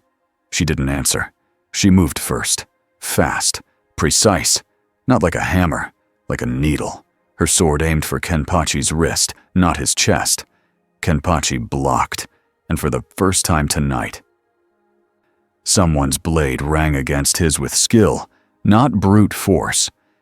Kenpachi's eyes widened with real respect. Good, he said. They traded quick strikes, blades flashing, feet shifting, neither overextending. Kenpachi wasn't even close to his full strength. He didn't need it. But he was awake now. He saw the trick a second too late. The lines on the floor flared.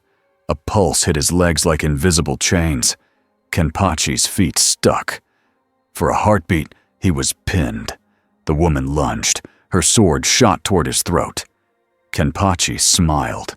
Not because he was losing, because someone had finally tried something smart. He released a burst of pressure, sharp and direct. The arena lights flickered. The crowd gasped. The floor lines shattered like glass. Kenpachi's feet freed. He leaned aside and let the sword pass close enough to cut a single bell string from his hair. The bell fell and hit the floor with a tiny, quiet ding that no one heard except Kenpachi. Kenpachi's eyes hardened. "That," he said softly, "was annoying." He stepped forward, faster than the woman could track, and put his blade at her shoulder. She froze. Kenpachi didn't cut. He pushed. She flew backward and skidded across the arena floor, stopping near the gate. Kenpachi watched her stand again, breathing hard, eyes still focused. He respected her, and that made him angrier at the Grandmaster, because she wasn't here for honor. She was here because someone paid her. Kenpachi looked up at the platform. "Stop controlling it," Kenpachi called out. The Grandmaster leaned forward, smiling. "But control is the point." Kenpachi's voice turned flat. "Then you're not strong." The Grandmaster's smile didn't move, but his eyes sharpened. "Oh," the Grandmaster said. "You're learning." Kenpachi lifted his sword. "I'm done playing." The crowd roared, thinking it was part of the show. Kenpachi didn't care. He walked toward the platform. Security systems reacted. The arena lines flared again.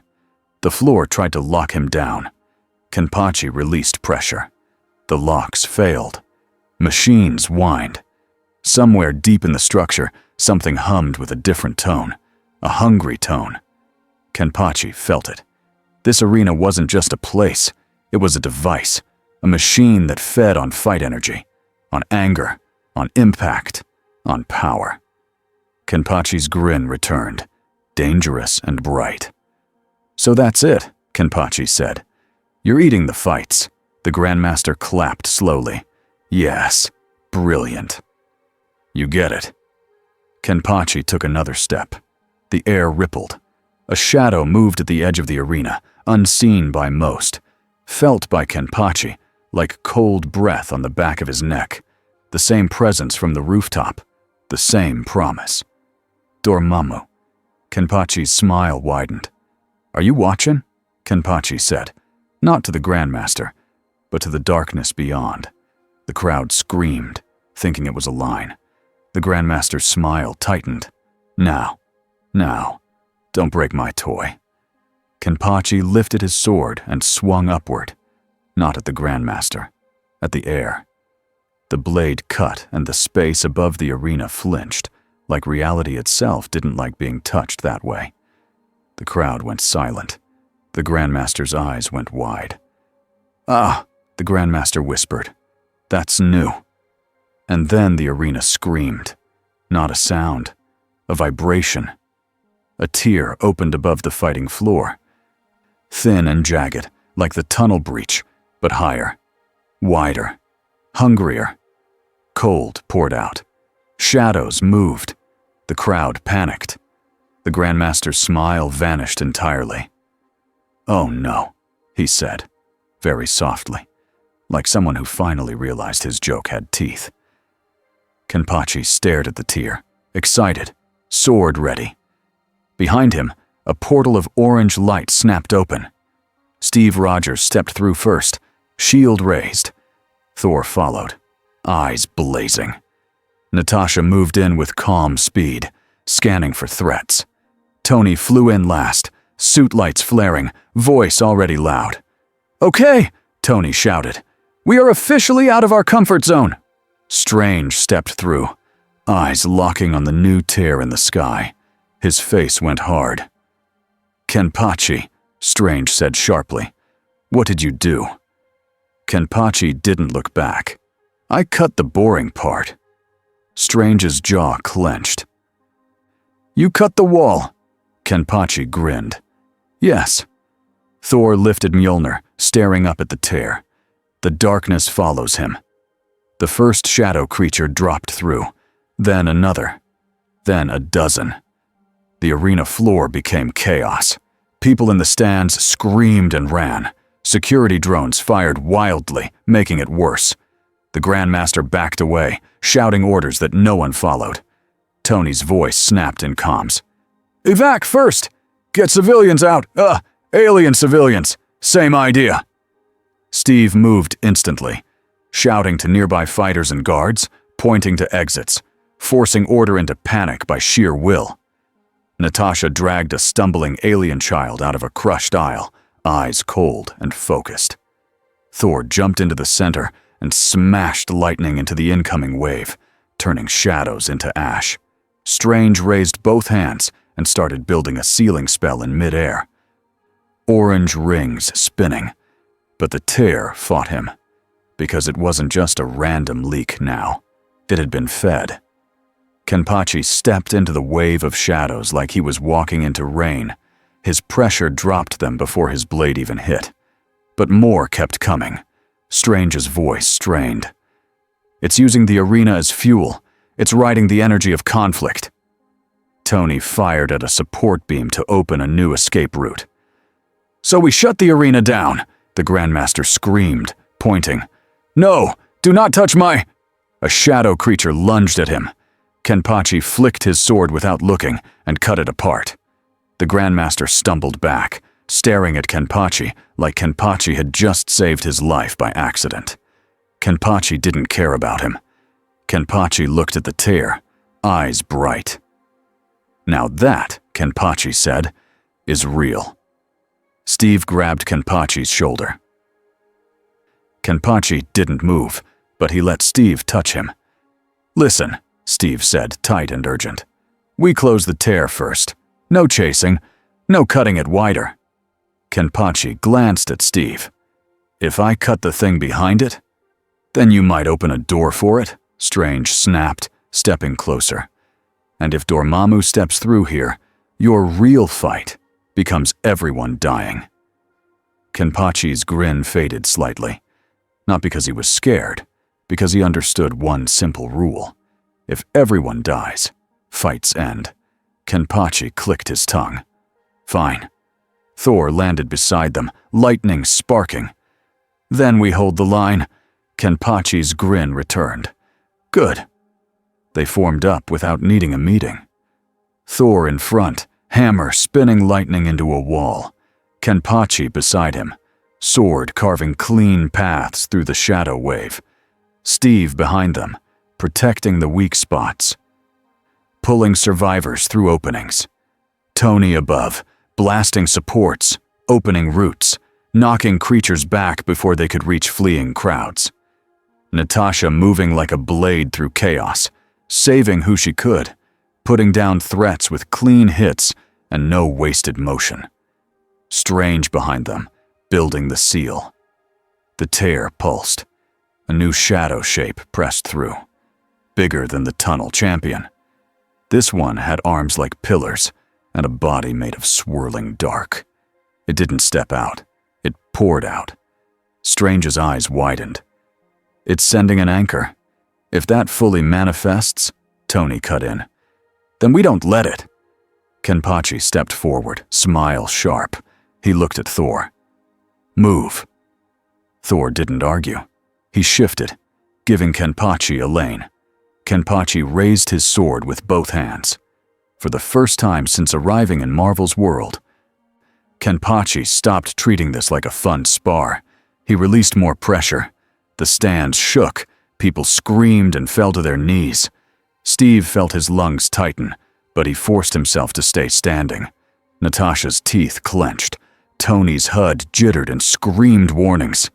Strange's spell rings flickered, then stabilized as he adjusted. Kenpachi swung. The blade met the half-formed anchor creature and cut through it like a line of daylight slicing night. The creature shrieked in a sound that wasn't sound.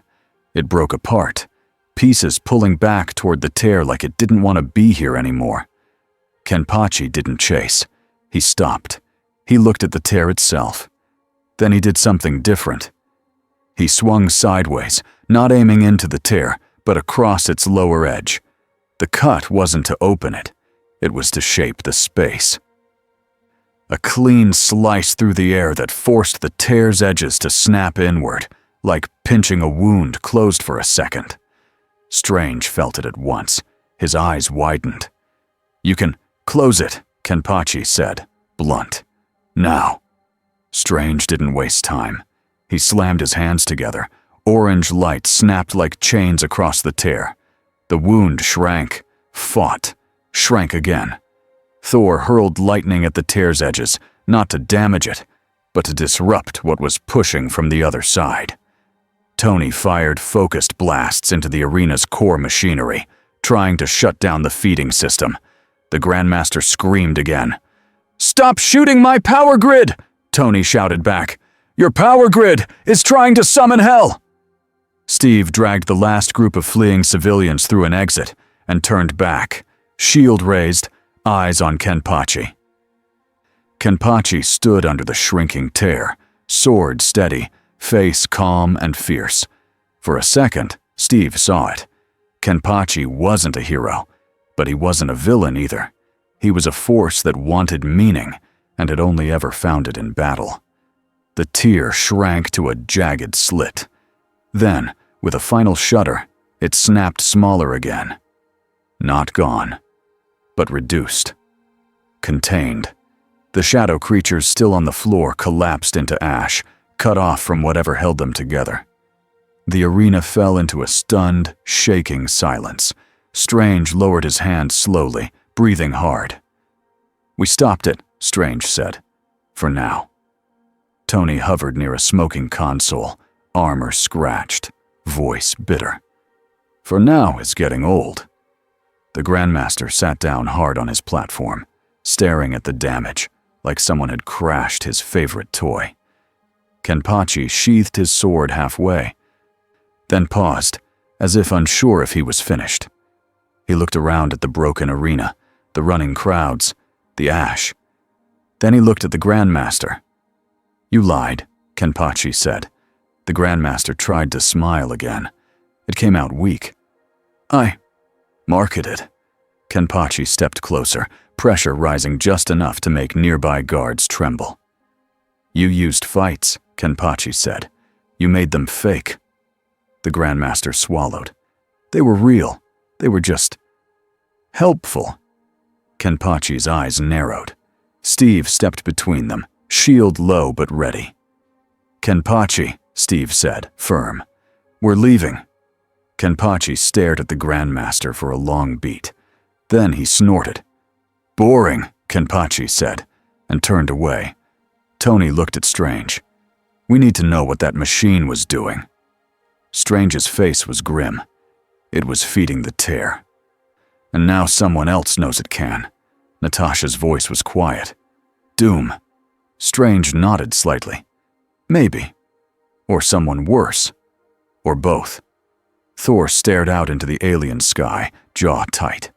And Dormammu watched. Kenpachi's grin returned, but it wasn't happy now. It was sharp. "He tried to tempt me," Kenpachi said, almost to himself. Steve looked at him. "With what?" Kenpachi's eyes stayed on the stars.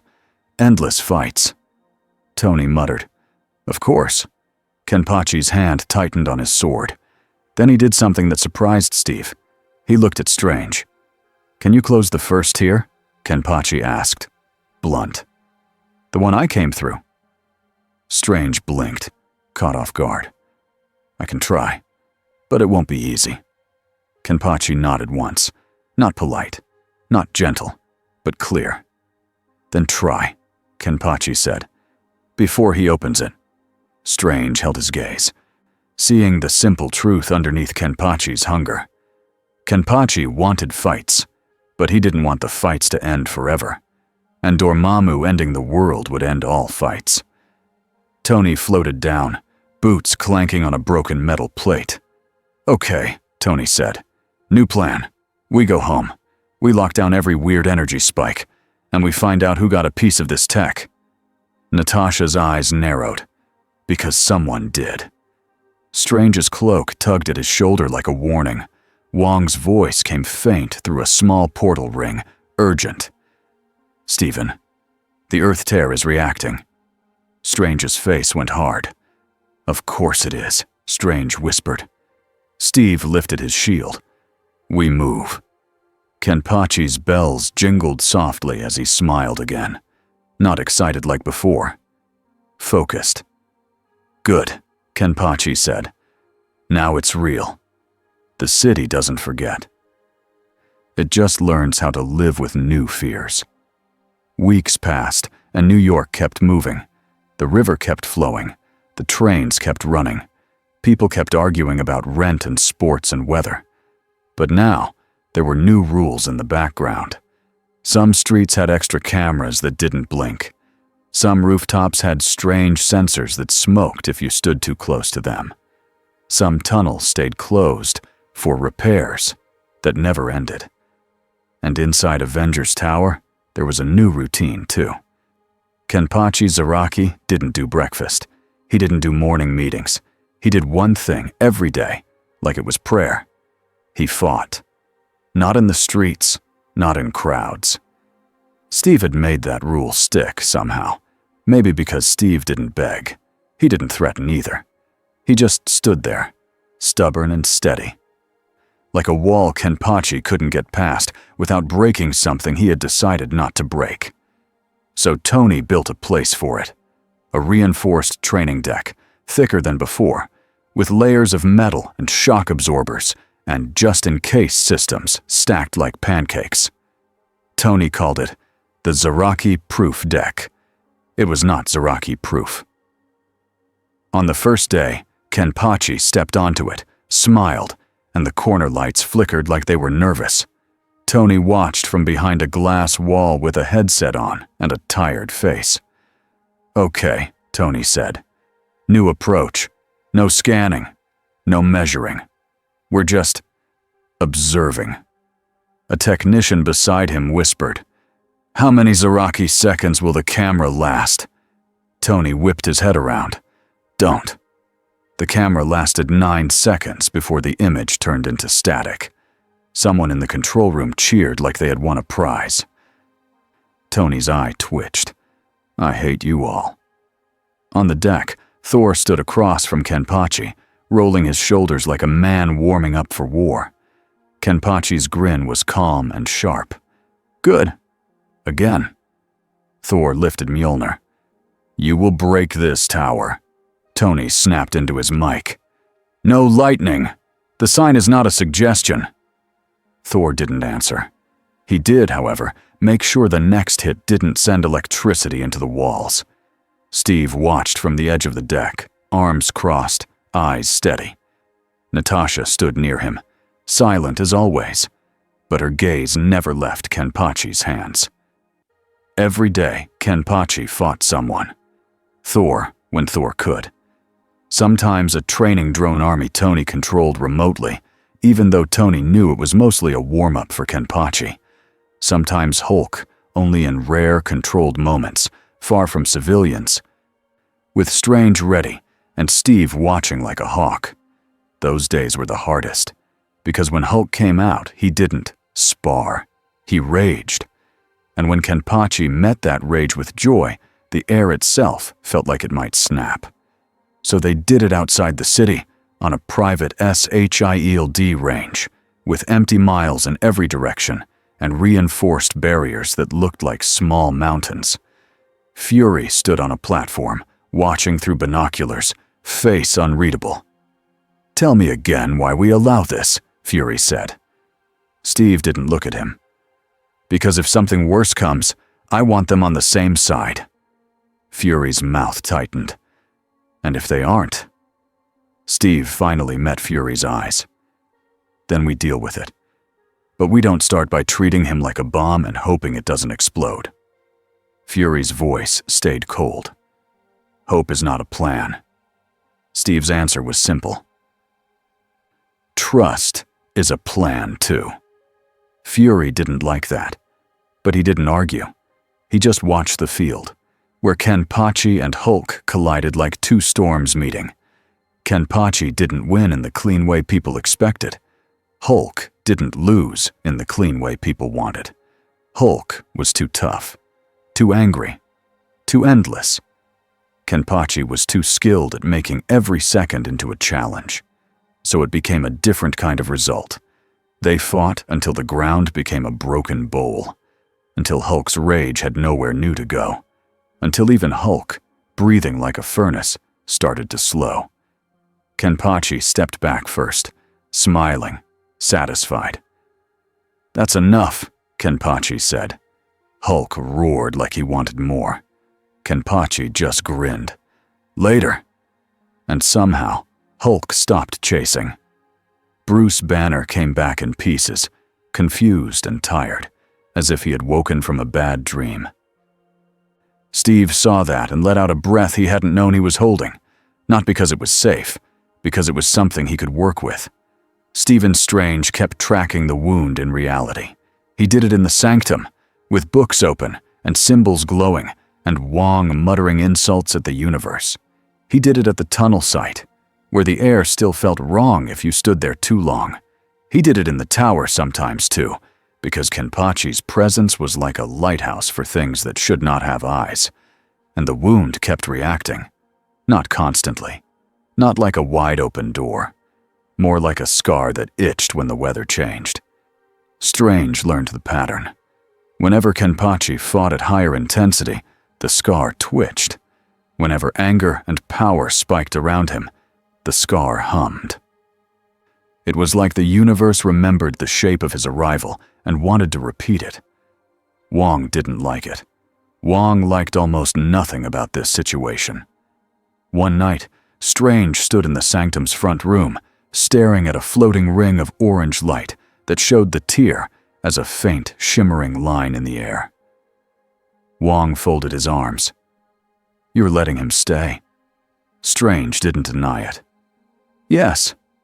Wong's eyes were hard. "Because you believe he can help." Strange's voice was careful. "Because he already has. In the tunnel. In the arena. He can cut things that don't behave like normal matter." Wong's mouth tightened. "And he can also cut the wall." Strange nodded once. "Yes." Wong stepped closer. "Then do not let him be alone with temptation." Strange exhaled. "I'm trying." Wong's answer was quiet but sharp. "Try harder." Strange didn't argue. Because he felt it too. A pressure on the edge of the world. Dormammu didn't push with fists anymore. Dormammu pushed with offers. Victor Von Doom did not forget the arena. He did not forgive the arena either, for showing him something he did not control. He stood alone in his castle, in a lab made of metal and stone, where even the air felt disciplined. A small object sat in a containment field, a fragment, a piece of the arena's core device that had cracked off during Tony's blasting and the chaos. Doom's fingers hovered near it, careful, not afraid, respectful, the way you respect a knife. A Doombot stood behind him, still as a statue. Doom spoke softly, like he was speaking to the future. "The swordsman is not merely strong," Doom said. "He is incompatible, a force that reality struggles to classify." The Doombot's voice was flat. "And that makes him valuable." Doom's mask tilted slightly. "It makes him dangerous, which is another word for valuable." Doom touched the control panel, and the fragment pulsed once, sending a low hum through the room. The air temperature dropped a fraction. A shadow moved at the edge of the field and vanished. Doom watched, calm. "So," Doom said, "the Dark Ruler watches too." He leaned closer.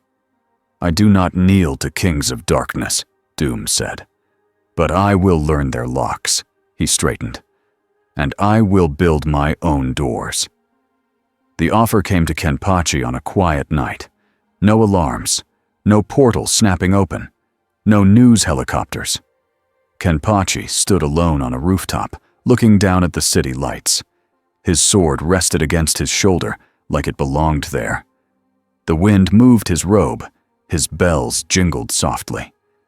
For once, his grin was gone. Not because he was sad, because he was thinking. He didn't miss home in a soft way. He didn't sit and ache. But something in this world felt wrong to him. Not weak, not boring, just not his. He could fight every day here and still feel like he was eating food that didn't fill him.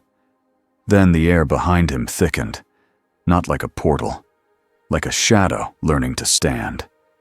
Kenpachi didn't turn fast.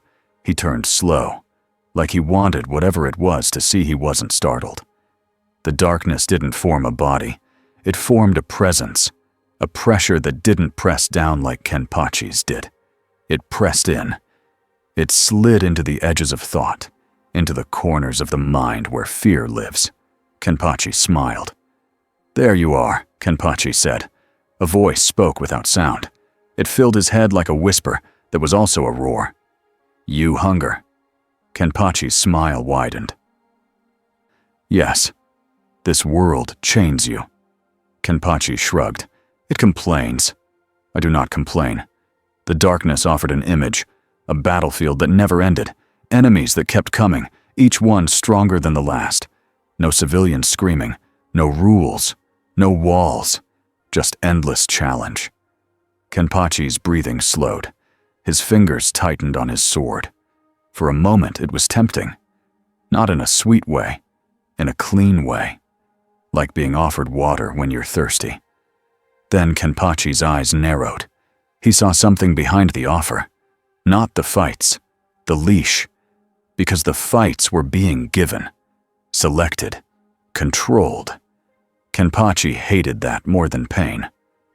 "You're not offering me freedom," Kenpachi said. "You're offering me a cage with sharp toys." The presence shifted, colder.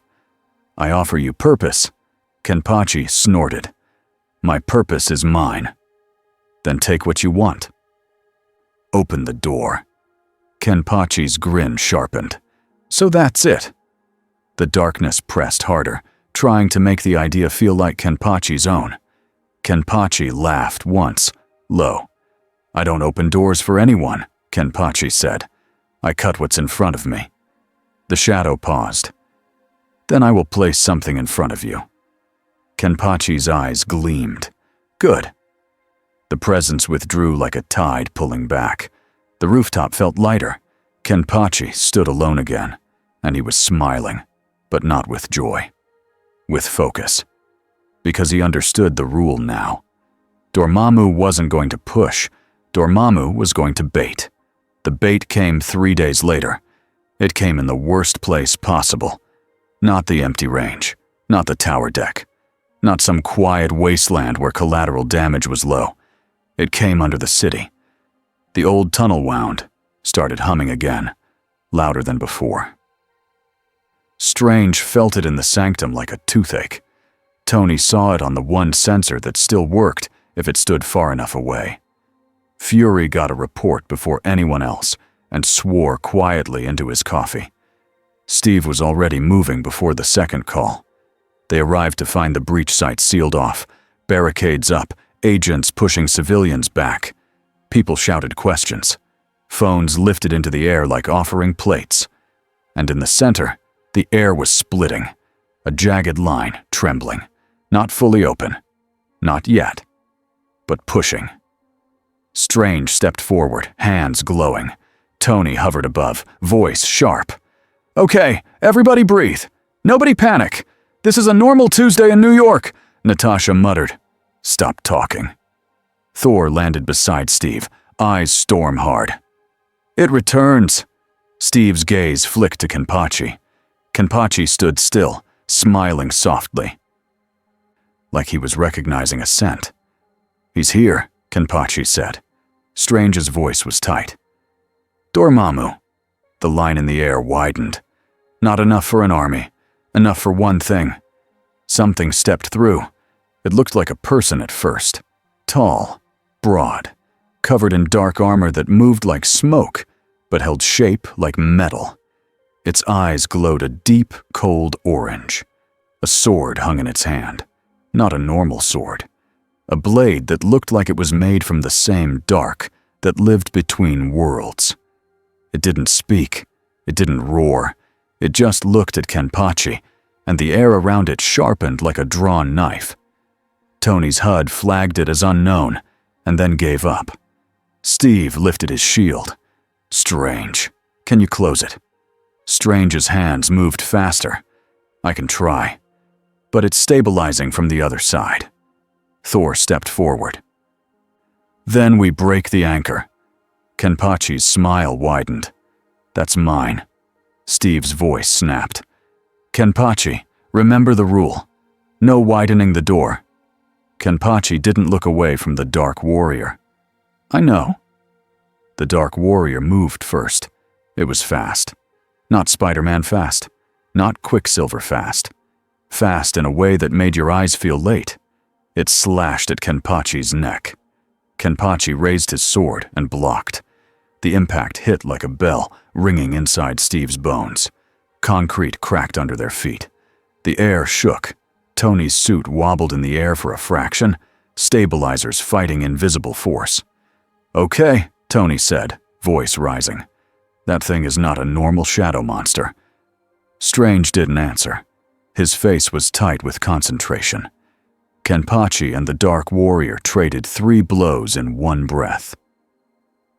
Each strike sent a ripple through the tunnel entrance like it wanted to collapse. Kenpachi's grin grew. The Dark Warrior's blade cut the air, sending a wave of cold force toward Steve and Thor. Steve braced, shield up. Thor met it with lightning, burning the wave into nothing. Natasha pulled an agent back as the ground split under his feet. Fury watched from behind the barricade, eyes like stone. He didn't like this. He liked it even less that Kenpachi looked happy.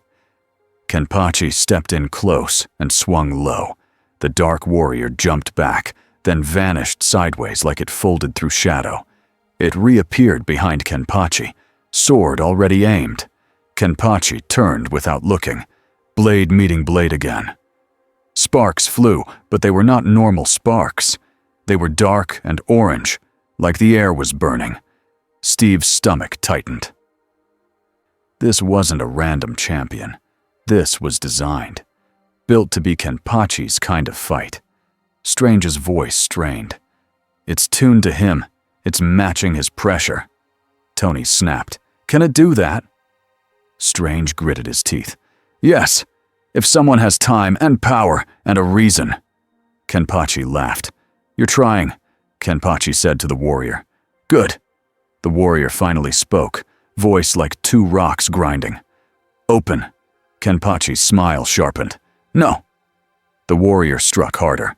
The floor cracked wider. The tear behind it pulsed, reacting to each impact. Tony's eyes widened. "It's feeding the door with the fight." Strange shouted, "Then stop feeding it!" Kenpachi didn't stop. But he changed. His grin faded into something serious. He reached up with his free hand and touched the eye patch over his eye.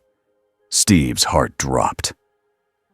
He didn't know what the patch meant, not exactly. But he knew it was a choice, a limit, a restraint. Kenpachi tore it off. The air slammed down like a heavy door closing. Several agents outside the tunnel stumbled and grabbed the barricade to stay standing. Tony's suit alarms screamed and then died mid-scream. The one surviving sensor behind them puffed smoke and quit like it had fainted. Someone somewhere still shouted, "Zaraki seconds!" out of habit. Steve couldn't even be mad at it. Thor's eyes widened, and for the first time, Thor looked at Kenpachi like he was seeing the full storm. Kenpachi stepped forward. The Dark Warrior's blade wavered for a heartbeat under the pressure. Kenpachi swung once.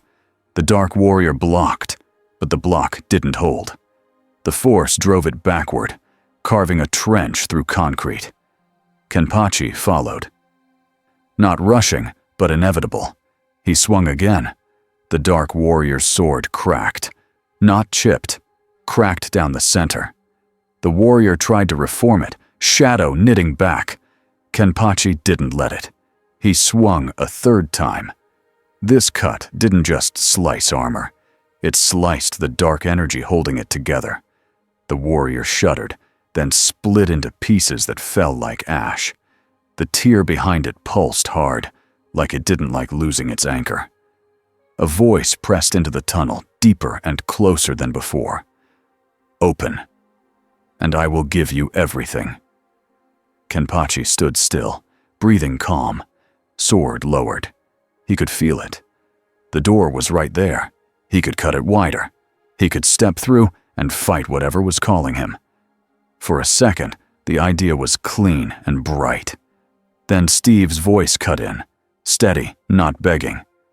"Kenpachi," Steve said. "Look at the people." Kenpachi's eyes flicked. He saw agents on the ground, shaken but alive. He saw civilians behind barricades, faces pale, phones raised. He saw Natasha dragging someone away from falling debris. He saw Strange straining, hands shaking, trying to stitch the wound shut. He saw Tony in the air, suit half glitching, still staying in place because Tony never ran when it mattered.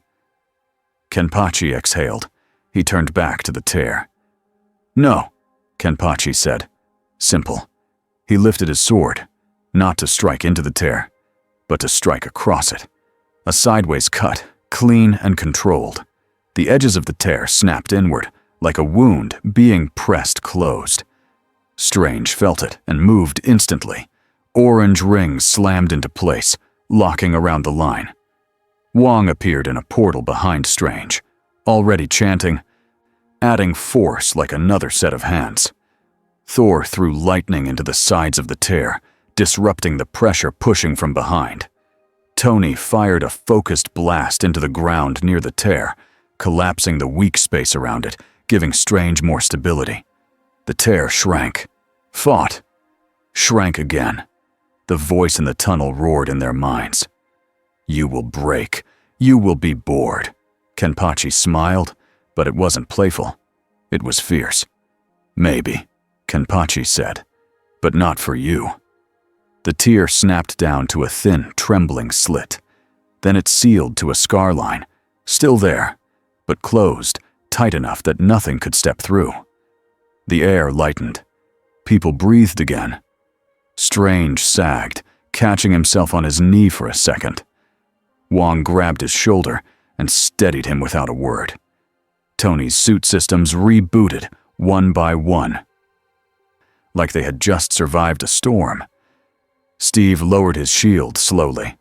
Thor stared at Kenpachi, and there was something like respect in his face now, deep and serious. Not because Kenpachi was strong. Thor already knew that, because Kenpachi had been tempted and had chosen not to take the easy door. Fury approached, boots crunching on rubble, face hard. "You could have ended this," Fury said, "or you could have made it worse." Kenpachi looked at him. "Yes." Fury's jaw tightened. "Why didn't you go in?" Kenpachi's eyes flicked to the sealed scar.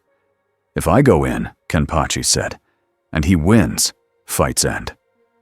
He said it like it was a fact that mattered more than morality.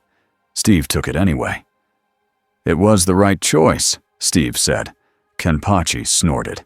"It was my choice." Tony landed and popped his helmet open, hair a mess.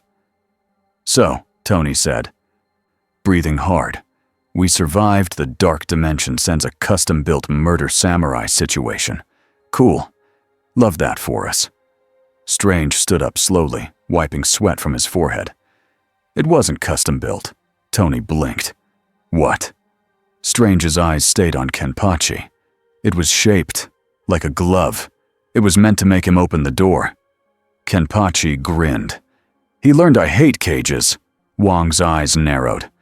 "Do not assume he learned the final lesson. He will return with another." Thor's voice rumbled. "And we will meet him." Steve looked at Kenpachi. "What happens now?" Kenpachi stared at the scar in the air for a long beat. Then he put his eye patch back on, slower than he had removed it, like putting a lid back on something. He turned away. "I fight when I need to," Kenpachi said. "I don't open doors for beggars." Tony muttered. "That's going on a motivational poster." Natasha's voice was quiet. "Doom will notice this." Strange nodded. "Dormammu will notice it too." Fury's gaze was sharp. "Then we stay ready." Kenpachi smiled again, but this time it wasn't hunger. It was something closer to purpose. "Good," Kenpachi said. "Now this world might be worth staying in." Later, in Latveria, Doom watched a screen go dark. The image had shown a tunnel in New York, blurred by distance and interference. But Doom had seen enough. The moment the tear tightened. The moment the swordsman cut across the door instead of into it. Doom's fingers curled slowly.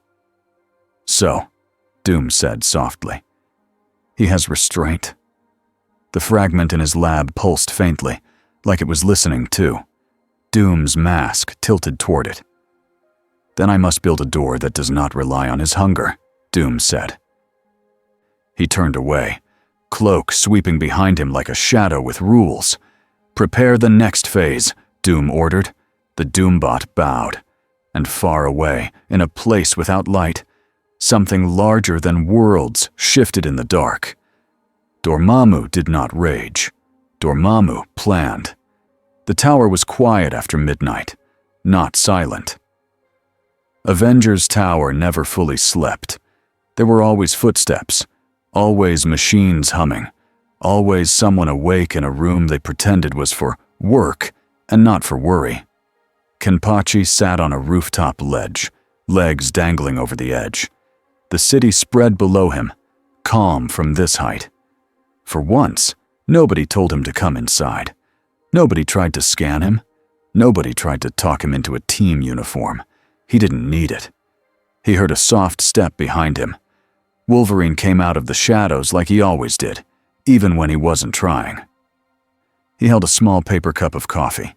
He offered it without speaking, like it was a peace flag. Kenpachi stared at it. "I don't drink that," Wolverine snorted. "Didn't think so." He drank it himself and sat on the ledge a few feet away, elbows on knees. They watched the city for a moment. Wolverine broke the quiet first. "You could have gone through that door." Kenpachi's eyes stayed on the lights. "Yes."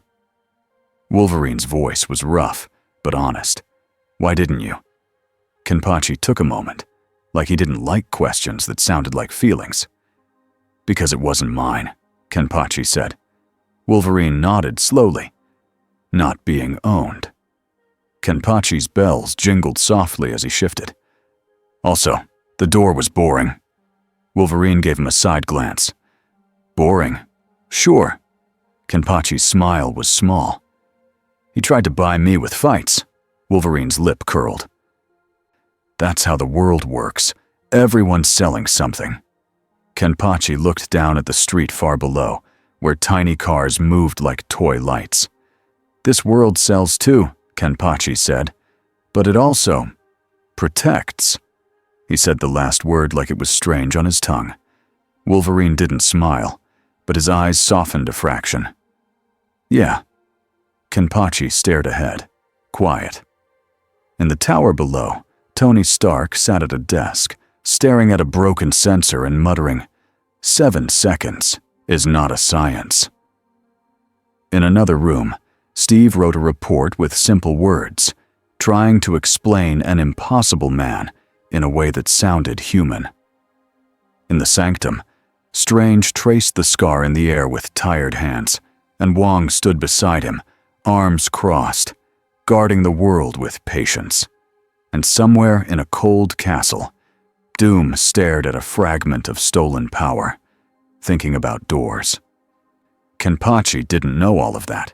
He didn't need to. He only needed one truth, clear and solid. This world had strong enemies. This world had weak people who needed space to breathe. And this world had heroes who would stand in front of a door even when they were scared. Kenpachi's smile grew, quiet and sharp. Wolverine watched him. "What?" Kenpachi's eyes stayed on the city. "When the next thing comes," Kenpachi said, voice low. "I'll cut it." Wolverine snorted. "Yeah, I figured."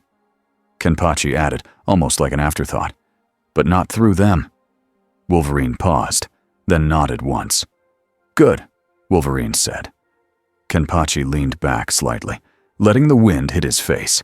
For the first time since falling from the torn sky, he didn't feel completely bored. He felt ready. And in a universe full of doors, that was the closest thing to peace he knew.